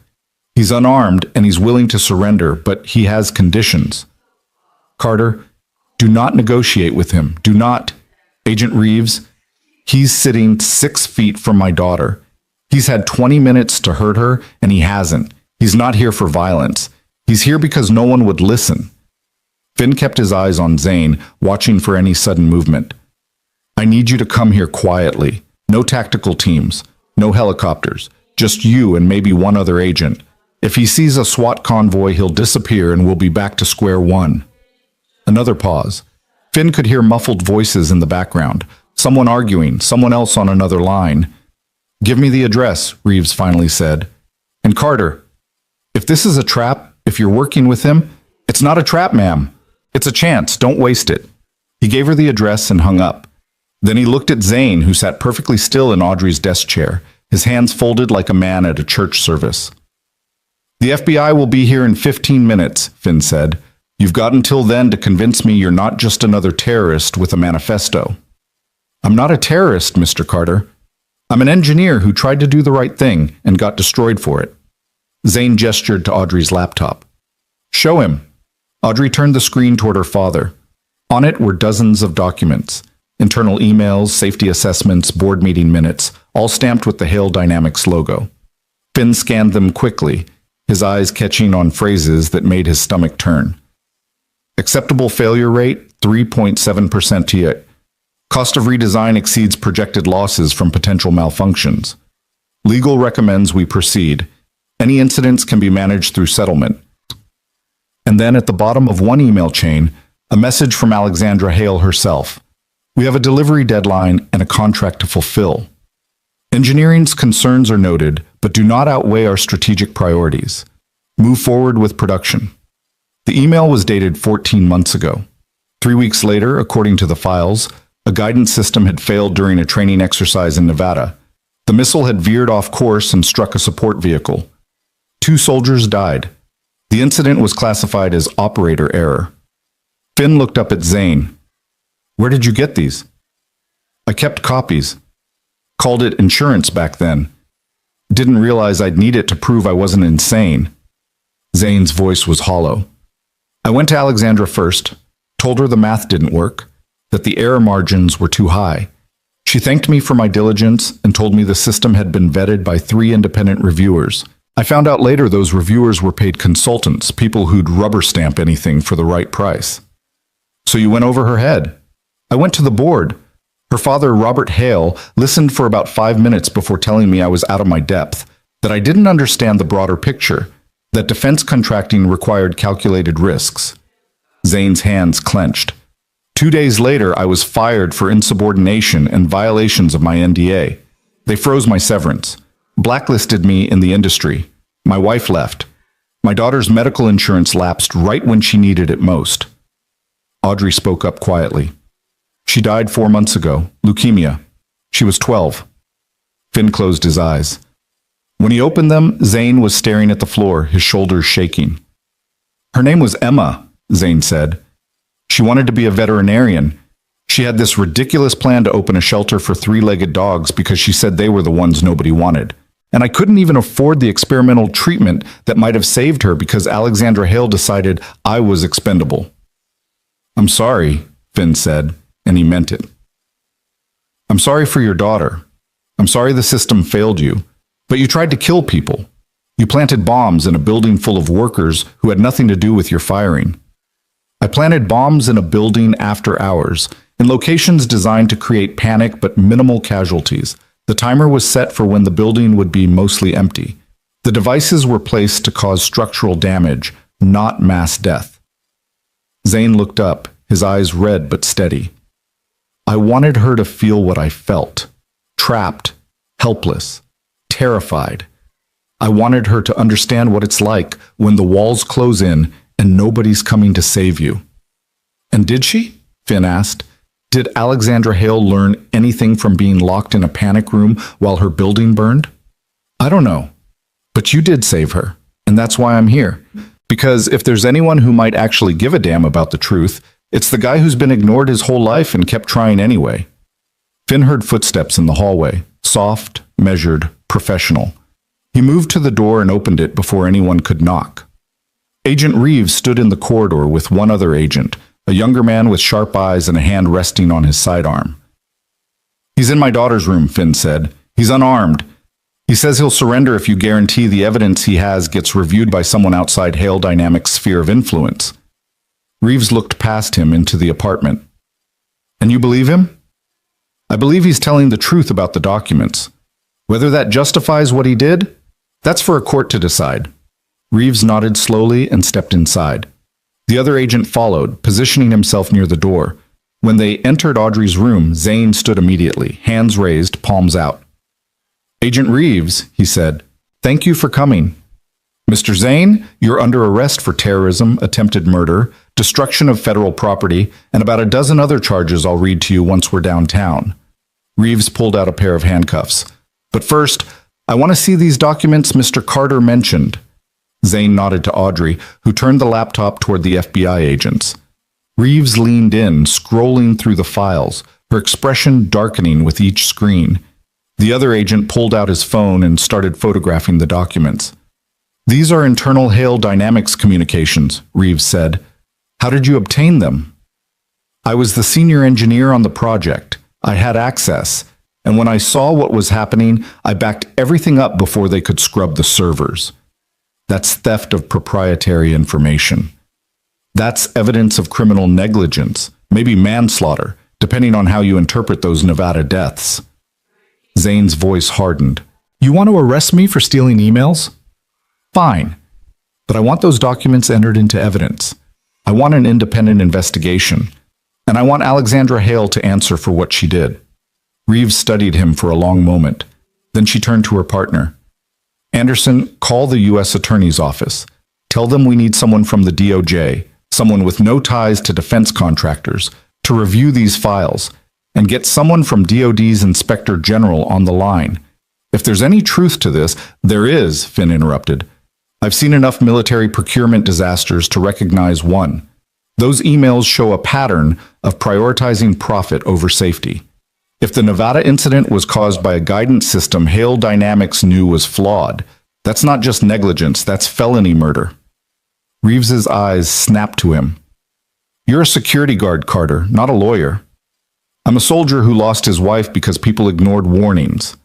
I know what institutional failure looks like." He gestured to the laptop. "This is it." Zane spoke up quietly. "I'll plead guilty to the bombing. I'll take whatever sentence you give me, but I won't let Emma die for nothing. I won't let those soldiers die for nothing. Someone has to be held accountable." Reeves pulled out her handcuffs. "Turn around, Mr. Zane." He did. She cuffed him carefully, professionally, then read him his Miranda rights in a voice that carried no emotion. When she finished, she looked at Finn. "You should have called this in immediately. You should have secured the suspect and waited for backup. Instead, you had a conversation with a bomber while your daughter sat 3 feet away. What the hell were you thinking?" Finn met her gaze. "I was thinking that sometimes people don't need to be arrested. They need to be heard. And if we're ever going to stop this cycle of violence and retaliation, someone has to be willing to listen. That's not your job." "Maybe it should be." Reeves shook her head but didn't argue further. She guided Zane toward the door, then paused. "Carter, you're still under house arrest. You violated your terms twice today. Technically, I should revoke your bail and remand you to custody." "I know. But you also disarmed a live explosive device and prevented a catastrophic loss of life. And you just convinced a domestic terrorist to surrender peacefully. So here's what's going to happen. You're going to stay in this apartment. You're going to put that ankle monitor back on. And you're going to wait for my call.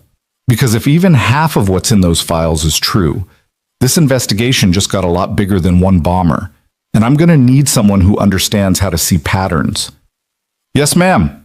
Reeves led Zane out of the apartment. Finn watched them go, then closed the door and locked it. 1 bolt, 2 bolts, 3. When he turned around, Audrey was standing in the hallway, her arms crossed, her expression unreadable. "You're mad," Finn said. "I'm not mad. I'm terrified." Her voice cracked. "He was in my room, Dad. A bomber was sitting in my room, and you weren't here, and I didn't know what to do, so I just talked to him, like you would have." Finn crossed the distance between them and pulled her into his arms. She resisted for half a second, then collapsed against him, shaking. "I'm sorry," he whispered. "I'm so sorry I wasn't here. He wasn't going to hurt me. I could tell. He just wanted someone to listen. He kept talking about his daughter, about how nobody cared when she died, about how the world just moved on like she never existed." Audrey pulled back, wiping her eyes. "Is that what it was like with Mom? Did the world just move on?" Finn's chest tightened. "Yeah, kiddo, it did. That's not fair." "No, it's not." They stood there in the narrow hallway, holding each other, while outside the city hummed with life and indifference. After a while, Audrey pulled away and looked up at her father. "Are you going to get in trouble for helping him?" "Probably." "Was it worth it?" Finn thought about the bomb in the storage unit, about the lives he'd saved, about the documents on Audrey's laptop and the possibility, however small, that justice might actually be served. He thought about Sarah, about the market square, about all the warnings that had been ignored until it was too late. "Yeah," he said. It was worth it. The next 48 hours passed in a blur of phone calls, interviews, and waiting. The FBI seized Audrey's laptop as evidence, along with every file Zane had provided. The U.S. Attorney's Office opened an investigation into Hale Dynamics safety protocols. The Department of Defense launched an inquiry into the Nevada incident, and the media, sensing blood in the water, descended on the story like sharks. Finn stayed in his apartment, as ordered, watching the news unfold on his phone while Audrey did homework at the kitchen table. Every hour, his phone buzzed with updates from Agent Reeves. Zane was cooperating fully. The documents were being authenticated. Forensic accountants were combing through Hale Dynamics financial records. The investigation was expanding faster than anyone had anticipated. On the third day, Alexandra Hale appeared on television. Finn was making coffee when Audrey called him over to the couch, where she'd pulled up a live stream on her tablet. The press conference was being held in the lobby of Hale Dynamics Tower, which had been cleared for limited access. Alexandra stood behind a podium flanked by her father and a team of lawyers. She looked composed, controlled, every inch the CEO who'd built an empire through sheer force of will, but her eyes were different, harder, colder. "Thank you all for coming," Alexandra began. "Over the past few days, serious allegations have been made against Hale Dynamics regarding the safety protocols of our guidance systems. I want to address these allegations directly and transparently." Finn leaned forward, his coffee forgotten. "First, let me be clear. The safety of our products and the integrity of our processes are the highest priorities of this company. Every system we produce undergoes rigorous testing and independent review. The suggestions that we knowingly deployed flawed technology are not only false, but deeply offensive to the thousands of engineers and technicians who work tirelessly to protect those who serve our country." "She's lying," Audrey said flatly. "Shh, let her finish." "Second, the individual who made these allegations, Clinton Zane, is a former employee who was terminated for cause after repeated violations of company policy and insubordination. His claims are the product of a personal vendetta, and his actions, planting explosive devices in our headquarters, demonstrate a reckless disregard for human life that undermines any credibility he might claim." Alexandra paused, her gaze sweeping the cameras. "However, in the interest of transparency, Hale Dynamics is cooperating fully with federal investigators. We have provided access to all relevant documentation, and we welcome an independent review of our safety protocols. If mistakes were made, we will own them. If improvements are needed, we will implement them. But we will not allow this company to be destroyed by the violent actions of one disgruntled individual." The reporters erupted with questions, but Alexandra stepped away from the podium without answering. Her father leaned into the microphone. "Thank you. We'll have more information as the investigation continues." The stream ended. Audrey looked at her father. "She's going to bury it, isn't she? She's going to make Zane look like a crazy person and pretend none of this happened." "Maybe," Finn said. "Or maybe she just made a mistake." "What kind of mistake?" "The kind where you lie on national television while federal investigators are building a case against you. If those documents are real, and I think they are, she just committed perjury in front of 50 million people." Audrey considered this. Then she smiled slightly. "Good. An hour later, Finn's phone rang. It was Alexandra. Carter, I need to see you. I'm under house arrest, ma'am. I can't leave my apartment. I'm aware, which is why I'm coming to you. I'll be there in 20 minutes. She hung up before he could respond. Finn looked at the phone, then at Audrey, who was watching him with raised eyebrows. The CEO is coming here? She asked. Apparently. This should be interesting. 23 minutes later, there was a knock at the door. Finn checked the peephole, old habits, and saw Alexandra Hale standing in the hallway, flanked by 2 private security guards in dark suits. He opened the door. Ms. Hale. Mr. Carter, may I come in? He stepped aside. Alexandra entered, glanced around the small apartment, the worn furniture, the textbooks stacked on the coffee table, the framed photo of Sarah on the mantel, and something in her expression softened. This is your home, she said quietly. It is. It's nice, lived in, real. She turned to face him. I need to ask you something, and I need you to be honest with me. All right. Do you believe Clinton Zane? Do you believe those documents are real? Finn met her eyes without flinching. Yes, ma'am, I do. Alexandra exhaled slowly, her shoulders sagging. So do I. The words hung in the air like a confession. Audrey, who'd been pretending to do homework at the kitchen table, looked up sharply. Then why did you just lie on television? Finn asked. Because my father told me to. Because our lawyers told me to. Because if I admit that Hale Dynamics knowingly deployed flawed technology, the company will be destroyed. Lawsuits, criminal charges, contract cancellations will be bankrupt within 6 months. 30,000 people will lose their jobs. Our stock will crater. And every project we've spent decades building will disappear. And if you keep lying, more people will die. Alexandra's jaw tightened. I know. Then what are you doing here, Ms. Hale? She reached into her bag and pulled out a flash drive. This contains every internal communication related to the guidance system project, every email, every memo, every safety assessment, everything Clinton Zane had, plus things he didn't. I pulled them from our private servers before our IT department could scrub them. Finn stared at the flash drive. Why are you giving this to me? Because you're the only person I trust to do the right thing with it. The FBI will use it to build their case. The media will sensationalize it. My father will try to destroy it. But you... She pressed the drive into his hand. You'll make sure it gets to someone who can actually change things. Someone who cares more about truth than politics. Ms. Hale, if I give this to the authorities, it will destroy your company. Your father. You. I know. Her voice was steady, resolved. But you were right, Carter. In that panic room, when you asked me if I was willing to die because I didn't listen, I realized something. I've been so focused on winning, on building, on proving I was smarter and tougher than everyone else, that I forgot what any of this was supposed to be for. We make weapons to protect people.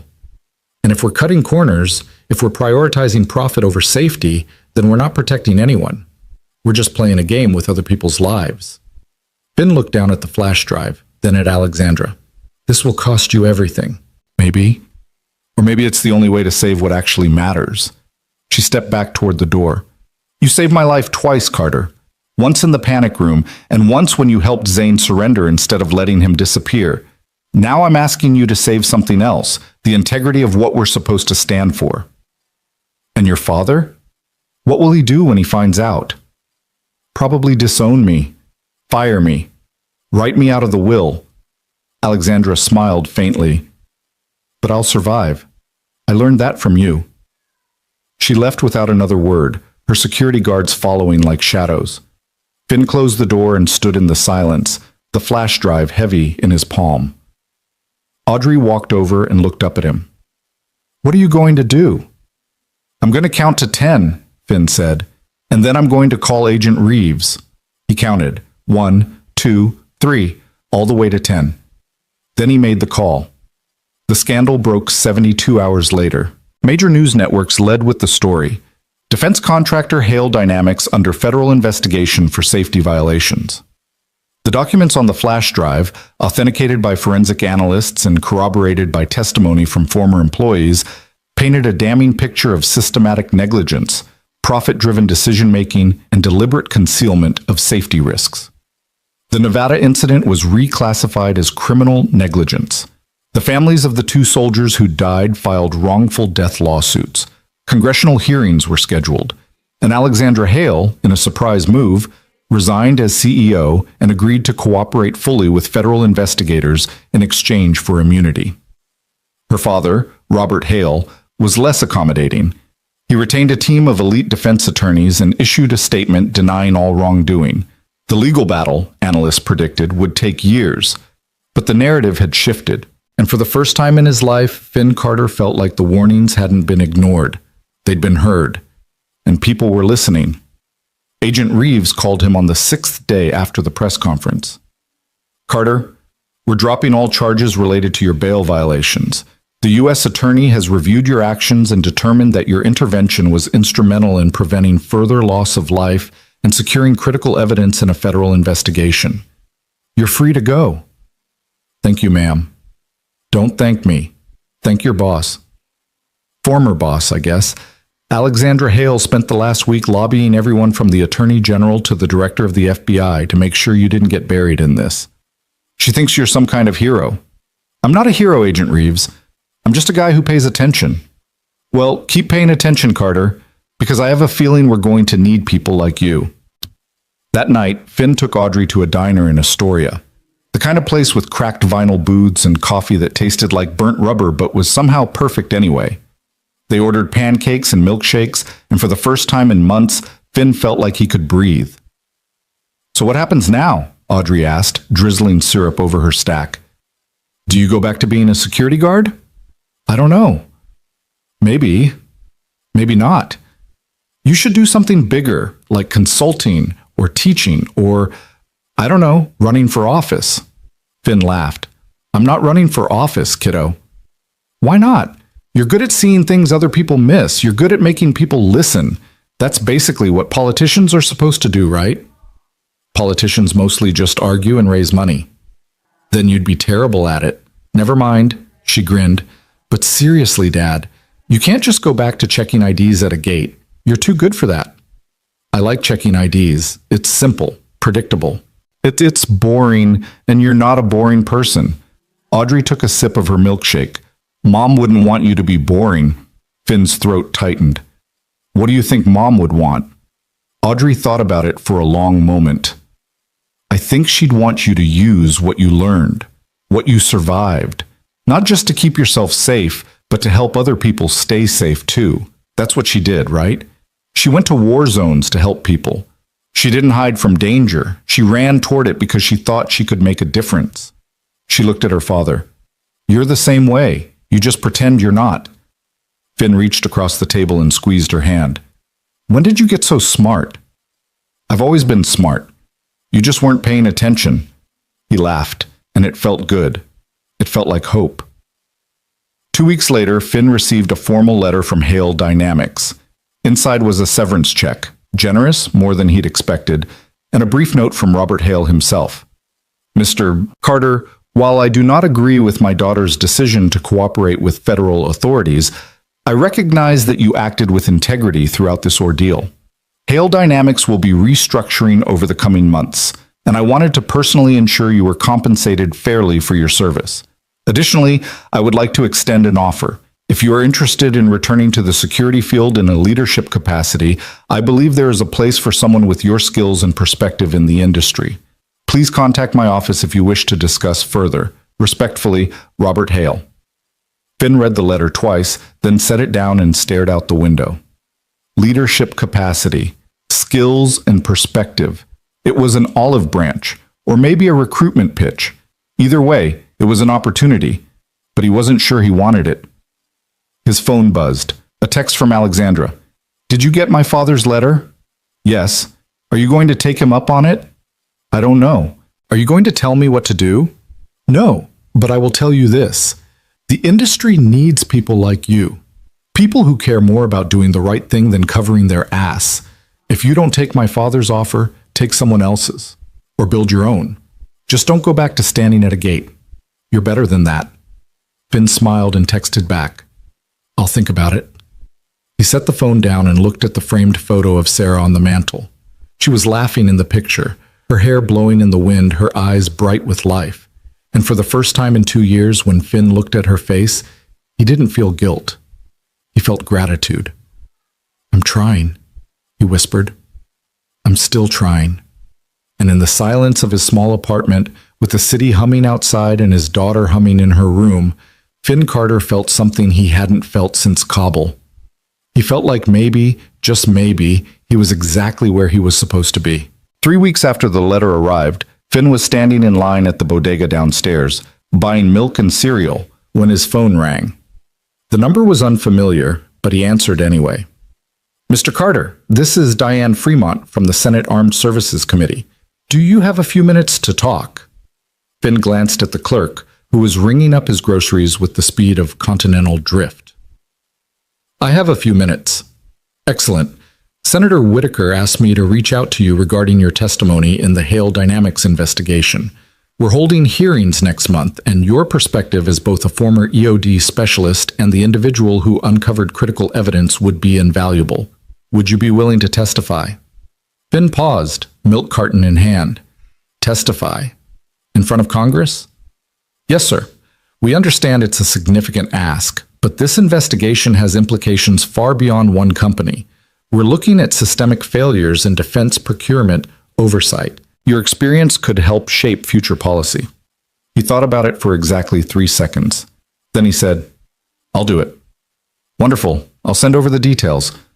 Thank you, Mr. Carter." When he got back to the apartment, Audrey was at the kitchen table building what appeared to be a small robot out of spare electronics and duct tape. She looked up when he walked in. "Who was on the phone?" "The Senate. They want me to testify about Hale Dynamics." Audrey's eyes went wide. "Like actual Congress? With cameras and everything?" "Apparently."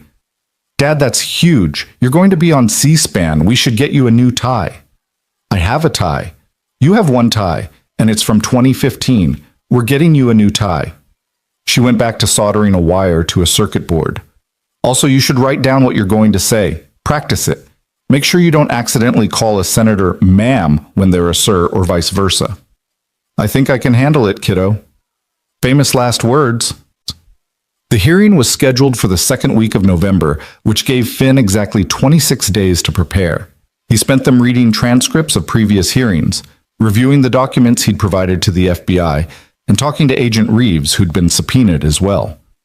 She gave him advice over coffee at a diner near the FBI field office. Don't volunteer information they don't ask for. Answer the question, then stop talking. Some of these senators are looking for sound bites, and if you give them too much rope, they'll hang you with it.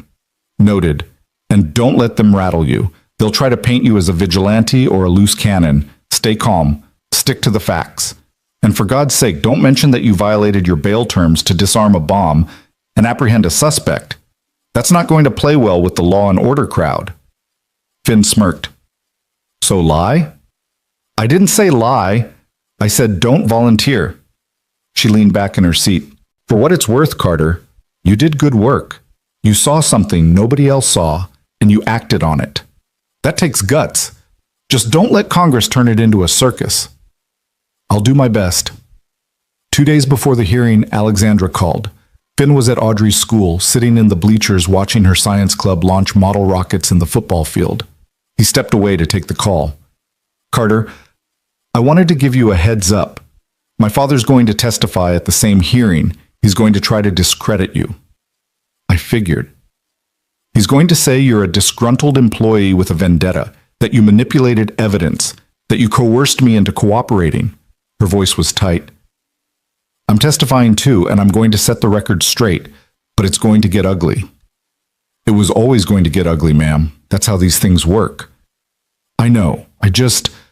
I wanted to thank you for everything, for saving my life, for believing me when I gave you that flash drive, for not letting my father bury this. She paused. You could have taken his offer, you know. He would have paid you well, set you up for life. Money's not everything, Ms. Hale. No, it's not. She sighed. Good luck in Washington. And Carter, don't let them make you small. You're bigger than they think. She hung up before he could respond. Finn looked out at the field. where Audrey was adjusting the fins on a rocket, her face scrunched in concentration. When the rocket launched a moment later, it soared straight and true, arcing into the November sky before deploying its parachute and drifting back to Earth. Audrey jumped up and down, pumping her fist. Finn smiled. Some things, he thought, really were simple. You built something carefully. You launched it with precision, and if you did it right, it flew. The hearing room in the Hart Senate office building was larger than Finn had expected. Marble floors, wood-paneled walls, rows of seats filled with journalists, lobbyists, and curious citizens. At the front of the room, a semicircle of senators sat behind an elevated bench, looking down at the witness table like judges at a trial. Finn sat in the second row, waiting his turn. Alexandra was seated 3 chairs down, flanked by lawyers. Robert Hale was across the aisle, his expression carved from stone. Agent Reeves sat in the front row, reviewing notes on a tablet. Senator Whitaker, a silver-haired woman from Michigan, gavelled the session to order. This hearing of the Senate Armed Services Committee will come to order. We are here today to investigate serious allegations of safety violations and procurement fraud involving Hale Dynamics Corporation, one of the nation's largest defense contractors.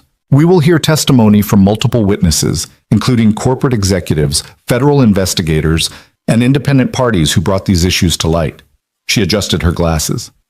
Our first witness is Mr. Robert Hale, founder and former CEO of Hale Dynamics.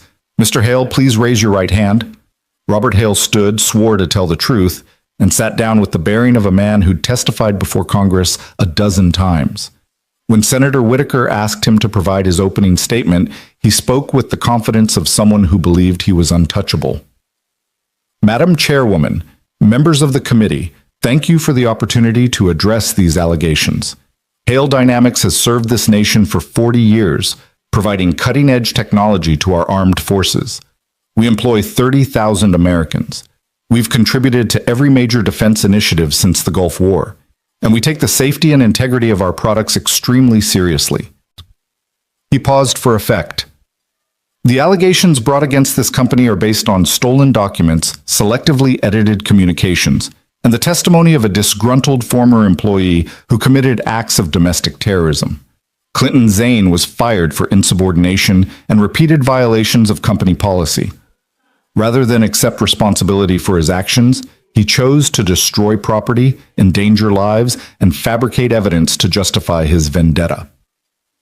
Senator Whitaker interrupted. Mr. Hale, are you saying the documents provided to this committee were fabricated? I'm saying they were taken out of context.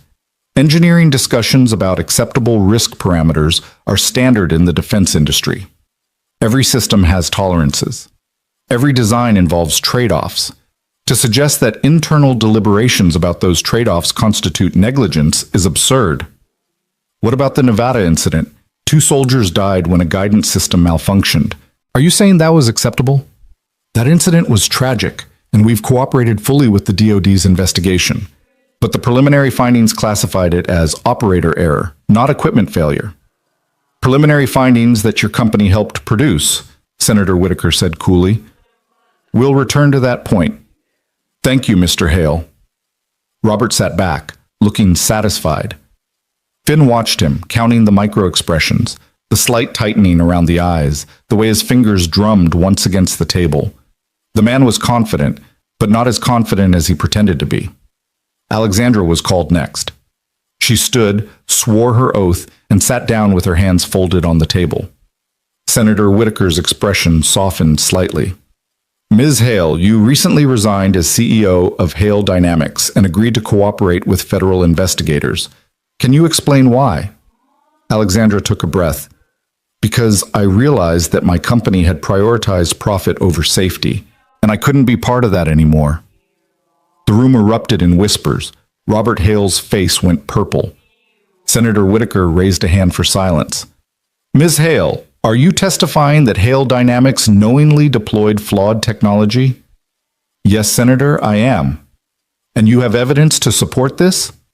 I do. I provided it to the FBI, and I'm providing it to this committee. Internal communications show that senior engineers, including Clinton Zane, raised concerns about the guidance system's error margins. Those concerns were dismissed by executive leadership, including my father and myself, because addressing them would have delayed production and jeopardized an $800 million contract. Robert Hale leaned forward to his microphone. Madam Chairwoman, my daughter is not a qualified engineer. She's operating under a misunderstanding of... Mr. Hale, you'll have a chance to respond. Please let Ms. Hale finish. Alexandra continued, her voice steady. After the Nevada incident, I reviewed the findings myself. The malfunction was not operator error. It was a cascading failure caused by the exact vulnerability Clinton Zane had warned us about. And instead of taking responsibility, we allowed the DoD to classify it incorrectly because it protected our liability. That's a lie, Robert's voice boomed across the chamber.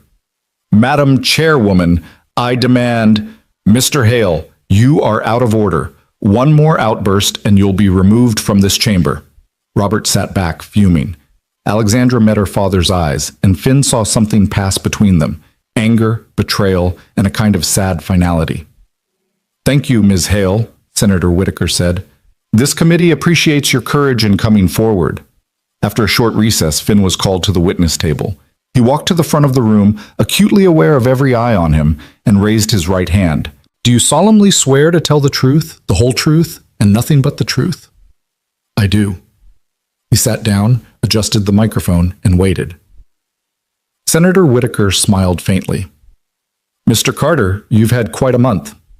Yes, ma'am. You're a former Army EOD specialist, correct? Yes, ma'am. 6 years, Iraq and Afghanistan. And you were working as a security guard at Hale Dynamics when the bombing occurred? That's correct. Can you walk us through what happened that morning? Finn took a breath and began. He described the white van, the driver's behavior, the fake badge, the decision to run to the executive floor. He described locking Alexandra in the panic room, the explosions, the interrogation, the storage unit. He spoke clearly, factually, without embellishment.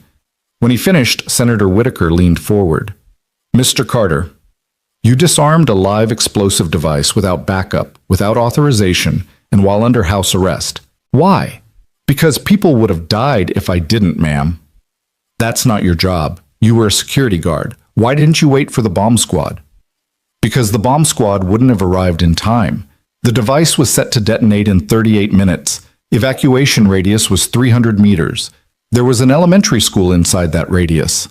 He met her eyes. I had the training, I had the tools, and I had 38 minutes, so I used them. A younger senator, a man from Texas with a drawl and a skeptical expression, spoke up. Mr. Carter, isn't it true that you violated the terms of your bail to insert yourself into an active federal investigation? Yes, sir. And isn't it true that you had a personal relationship with Ms. Hale that might have influenced your actions? No, sir. I'd never spoken to Ms. Hale before the day of the bombing.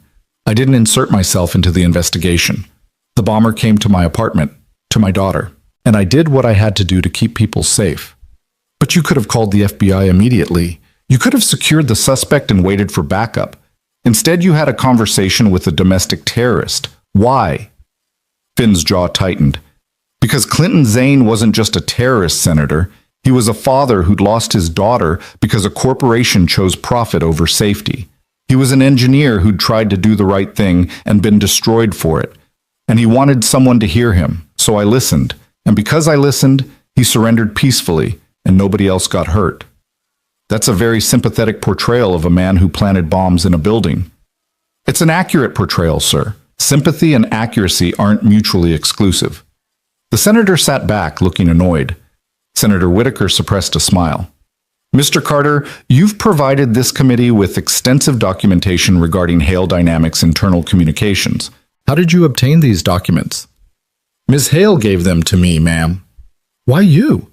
Why not the FBI directly? Finn glanced at Alexandra, who nodded slightly. Because she trusted me to do the right thing, and because she knew that if she gave them to the FBI without an intermediary, her father's legal team would bury them in motions and delays. She needed someone outside the system, someone who didn't have anything to lose. And what did you do with them? I gave them to Agent Reeves immediately. Senator Whitaker nodded. One final question, Mr. Carter. You've been offered a position in the private security industry, A lucrative position by all accounts. Are you planning to accept? No, ma'am. Why not? Because I don't want to work for people who prioritize profit over safety. I've seen what that costs, and I'm not interested in being part of it. Then what will you do? Finn hesitated. He thought about Audrey, about Sarah, about the market square and the panic room and the storage unit. He thought about all the patterns he'd seen, all the warnings he'd given, all the times he'd been ignored. I'm going to teach, he said.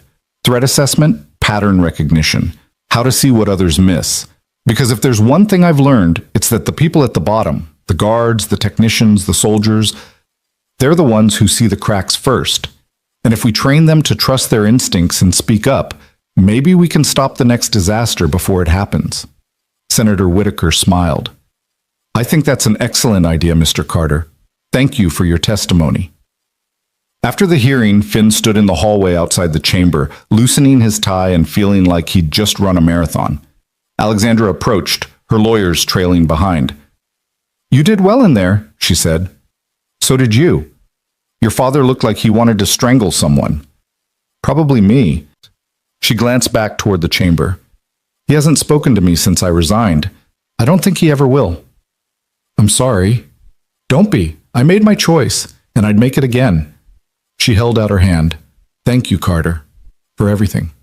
He shook it. What will you do now? Start over, I guess. I've been talking to some investors about launching a new firm, one that actually prioritizes safety and transparency.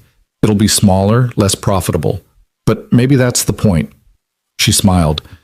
And I've been thinking about your idea. Teaching, training. Maybe there's a place for that kind of work in the industry. Maybe we need people like you to keep people like me honest.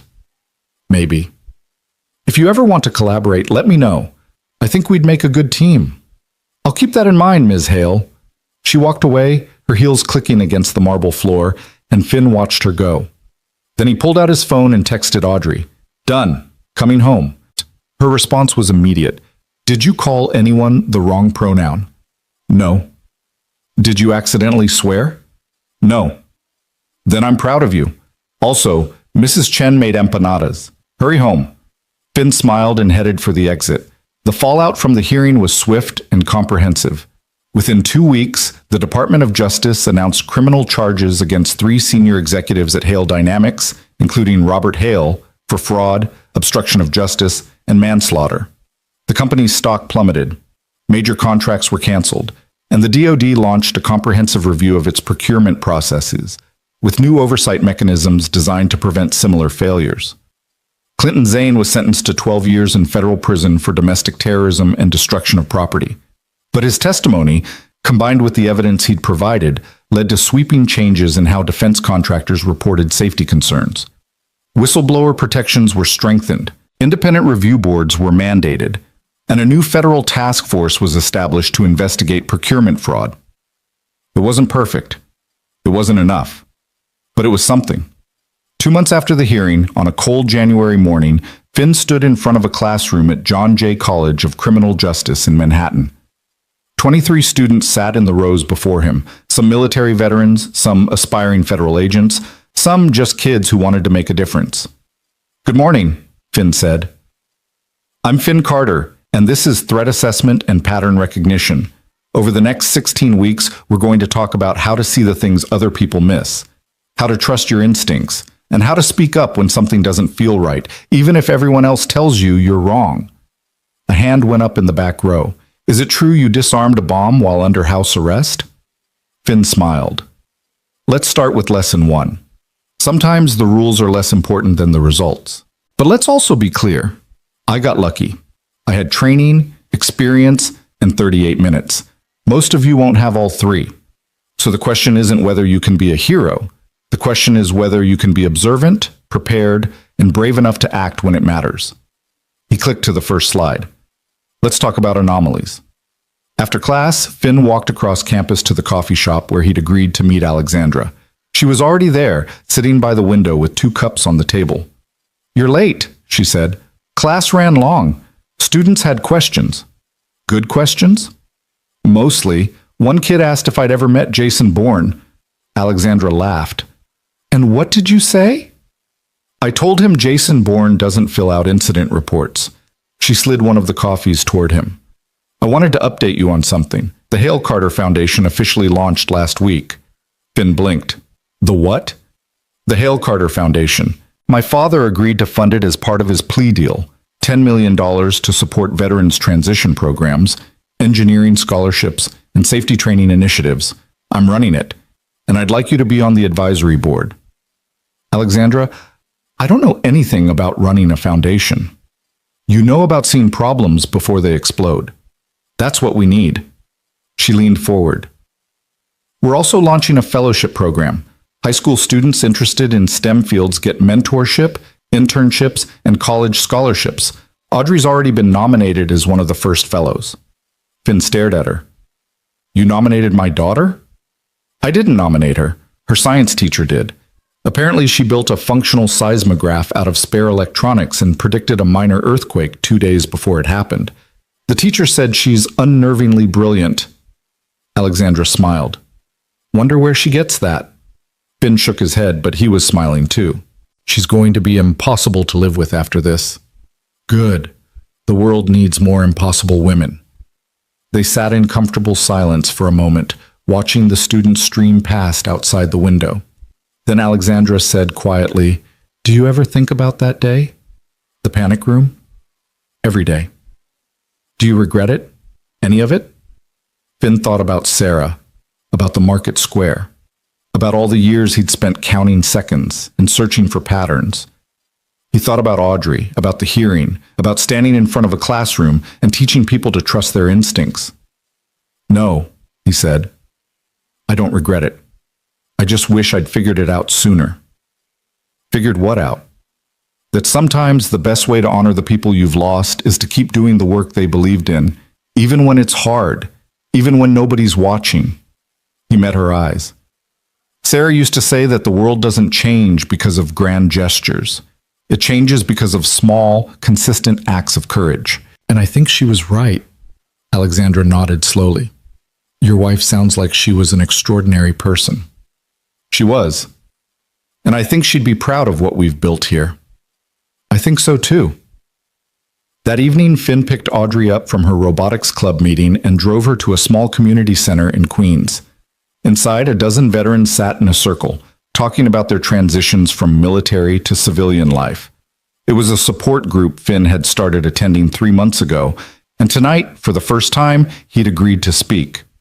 Audrey sat in the back row, doing homework on her tablet, while Finn stood at the front of the room. My name is Finn Carter, he said.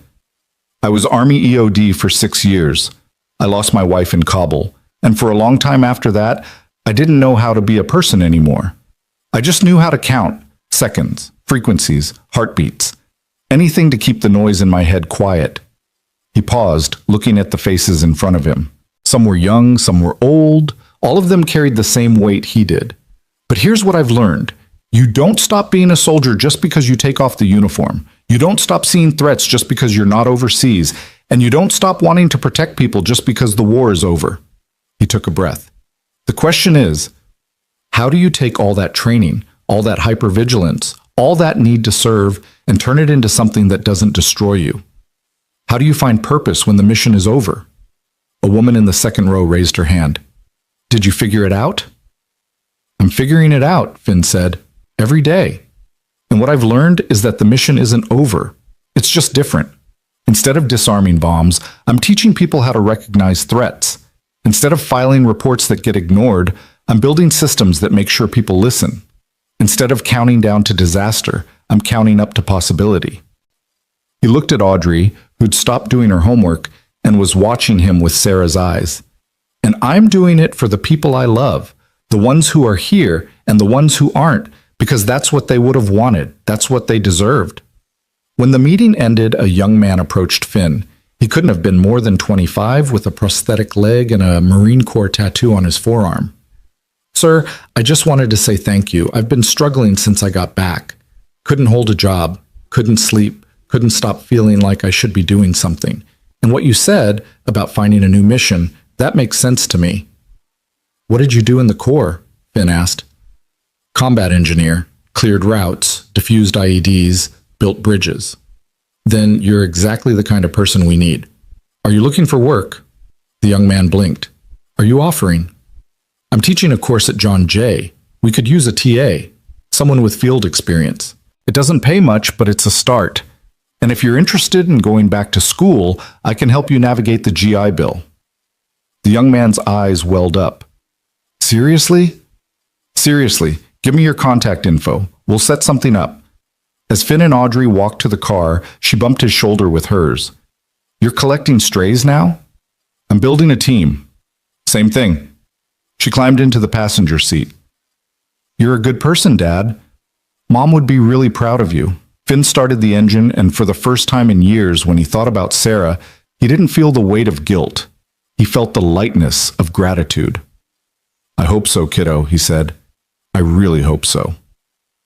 6 months later, on a warm June evening, Finn stood on the rooftop of a newly renovated building in Brooklyn. The structure had once been a warehouse, but now it housed the headquarters of the Hale Carter Foundation, complete with classrooms, workshop spaces, and a state-of-the-art lab for student fellows. Alexandra stood beside him, holding a champagne flute and looking out over the city. We did it, she said. You did it. I just showed up. You did more than show up, Carter. You changed everything. She gestured to the building below. This place exists because you refused to look away, because you saw something wrong and decided to fix it, even when it cost you everything. It didn't cost me everything. I still have Audrey. I still have work that matters. That's more than enough. Is it? Alexandra turned to face him. What about you, Carter? What do you want? Not for Audrey, not for your students. For you. Finn thought about it. He thought about Sarah, about the life they'd planned before the war, about all the dreams that had died in that market square. And then he thought about the life he'd built since, the students he'd taught, the veterans he'd helped, the foundation they'd created together. I want to keep doing this, he said. I want to keep teaching people to see patterns, to trust their instincts, to speak up when something's wrong. I want to keep building a world where people like Clinton Zane don't feel like violence is their only option. And I want to make sure that when people do speak up, someone actually listens. Alexandra smiled. Then let's keep building. They clinked glasses as the sun set over Brooklyn, painting the sky in shades of orange and gold. Below them, the city hummed with life, millions of people moving through their lives, unaware of the patterns that connected them, the systems that protected them, the quiet guardians who watched over them. And on the rooftop, Finn Carter stood with his daughter beside him, counting not seconds or frequencies or threats, but blessings. 1. The students who'd found their purpose. 2. The veterans who'd found their way home. 3. The foundation that would outlive them all. 4. The knowledge that Sarah's legacy wasn't in the market square, but in every life they touched, every person they helped, every small act of courage they inspired. Audrey appeared at his elbow, holding a bright red kite she'd built herself, a complex design with sensors and stabilizers and a camera mounted on the tail. Ready to test it? She asked. Always. Together they walked to the edge of the roof. Finn held the string while Audrey adjusted the tension, checking the wind speed and direction with the same focus he'd once used to defuse bombs. When everything was perfect, she nodded, and they launched the kite into the evening air. It rose higher and higher, held aloft by timing, trust, and invisible balance. The camera on its tail streamed footage to Audrey's tablet, a bird's-eye view of the city sprawling below, beautiful and chaotic, and full of possibility. Look at that, Audrey whispered. You can see everything from up here. That's the idea, kiddo. The higher you climb, the more you can see. And the more you can see, the more you can protect. Alexandra joined them, watching the kite dance against the darkening sky. Your daughter's going to change the world, Carter. I know. And so are you. Finn didn't respond. He just stood there, holding the string, counting the gentle pull of the wind against his hands. 1, 2, 3. And for the first time since the war, the silence in his mind wasn't grief or guilt or the endless ticking of a clock counting down to disaster. It was peace. And it was enough. Far below, in a federal prison in Pennsylvania, Clinton Zane sat in his cell and read a letter that had arrived that morning. It was from Finn Carter, and it contained a single photograph, the dedication plaque at the Hale Carter Foundation building. Engraved in the metal were the names of people who'd died because safety warnings had been ignored. Sarah Carter was on the list. So was Emma Zane. At the bottom of the letter, Finn had written, "Your daughter's name will be remembered, not for how she died, but for how she lived and for the changes her story inspired. That's not justice, but it's something, and sometimes something is enough." Zane folded the letter carefully, tucked it under his pillow, and closed his eyes. For the first time in years, he slept without nightmares. And in Queens, in a small third-floor apartment that smelled like coffee and old books, Finn Carter sat at his desk and wrote lesson plans for the fall semester.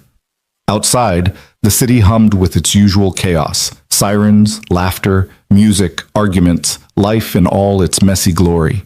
He counted the sounds, 1, 2, 3, not because he needed to anymore, but because it reminded him that he was alive, that Sarah was gone, but her legacy lived on, that patterns could be seen, threats could be prevented, and sometimes, if you were brave enough and stubborn enough and paid enough attention, you could actually change things.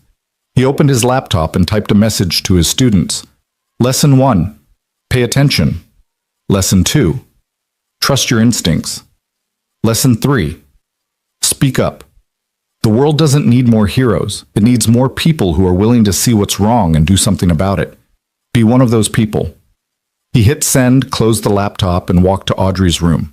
She was asleep, her robot arm dangling off the edge of the bed, her science fair trophy catching the streetlight from the window. Finn kissed her forehead gently. "Sweet dreams, kiddo. Tomorrow we'll build something new." And as he closed the door and walked back to his own room, he looked at Sarah's photo on the nightstand. Her bright eyes, her wind-blown hair, her smile that had once been his whole world. "I'm still trying," he whispered. "Every day I'm still trying." And somewhere in the space between memory and hope, he felt her answer. Not in words, but in the quiet certainty that he was exactly where he was supposed to be, doing exactly what he was meant to do. The silence wasn't empty anymore. It was full of possibility. And that, Finn Carter thought, was more than enough.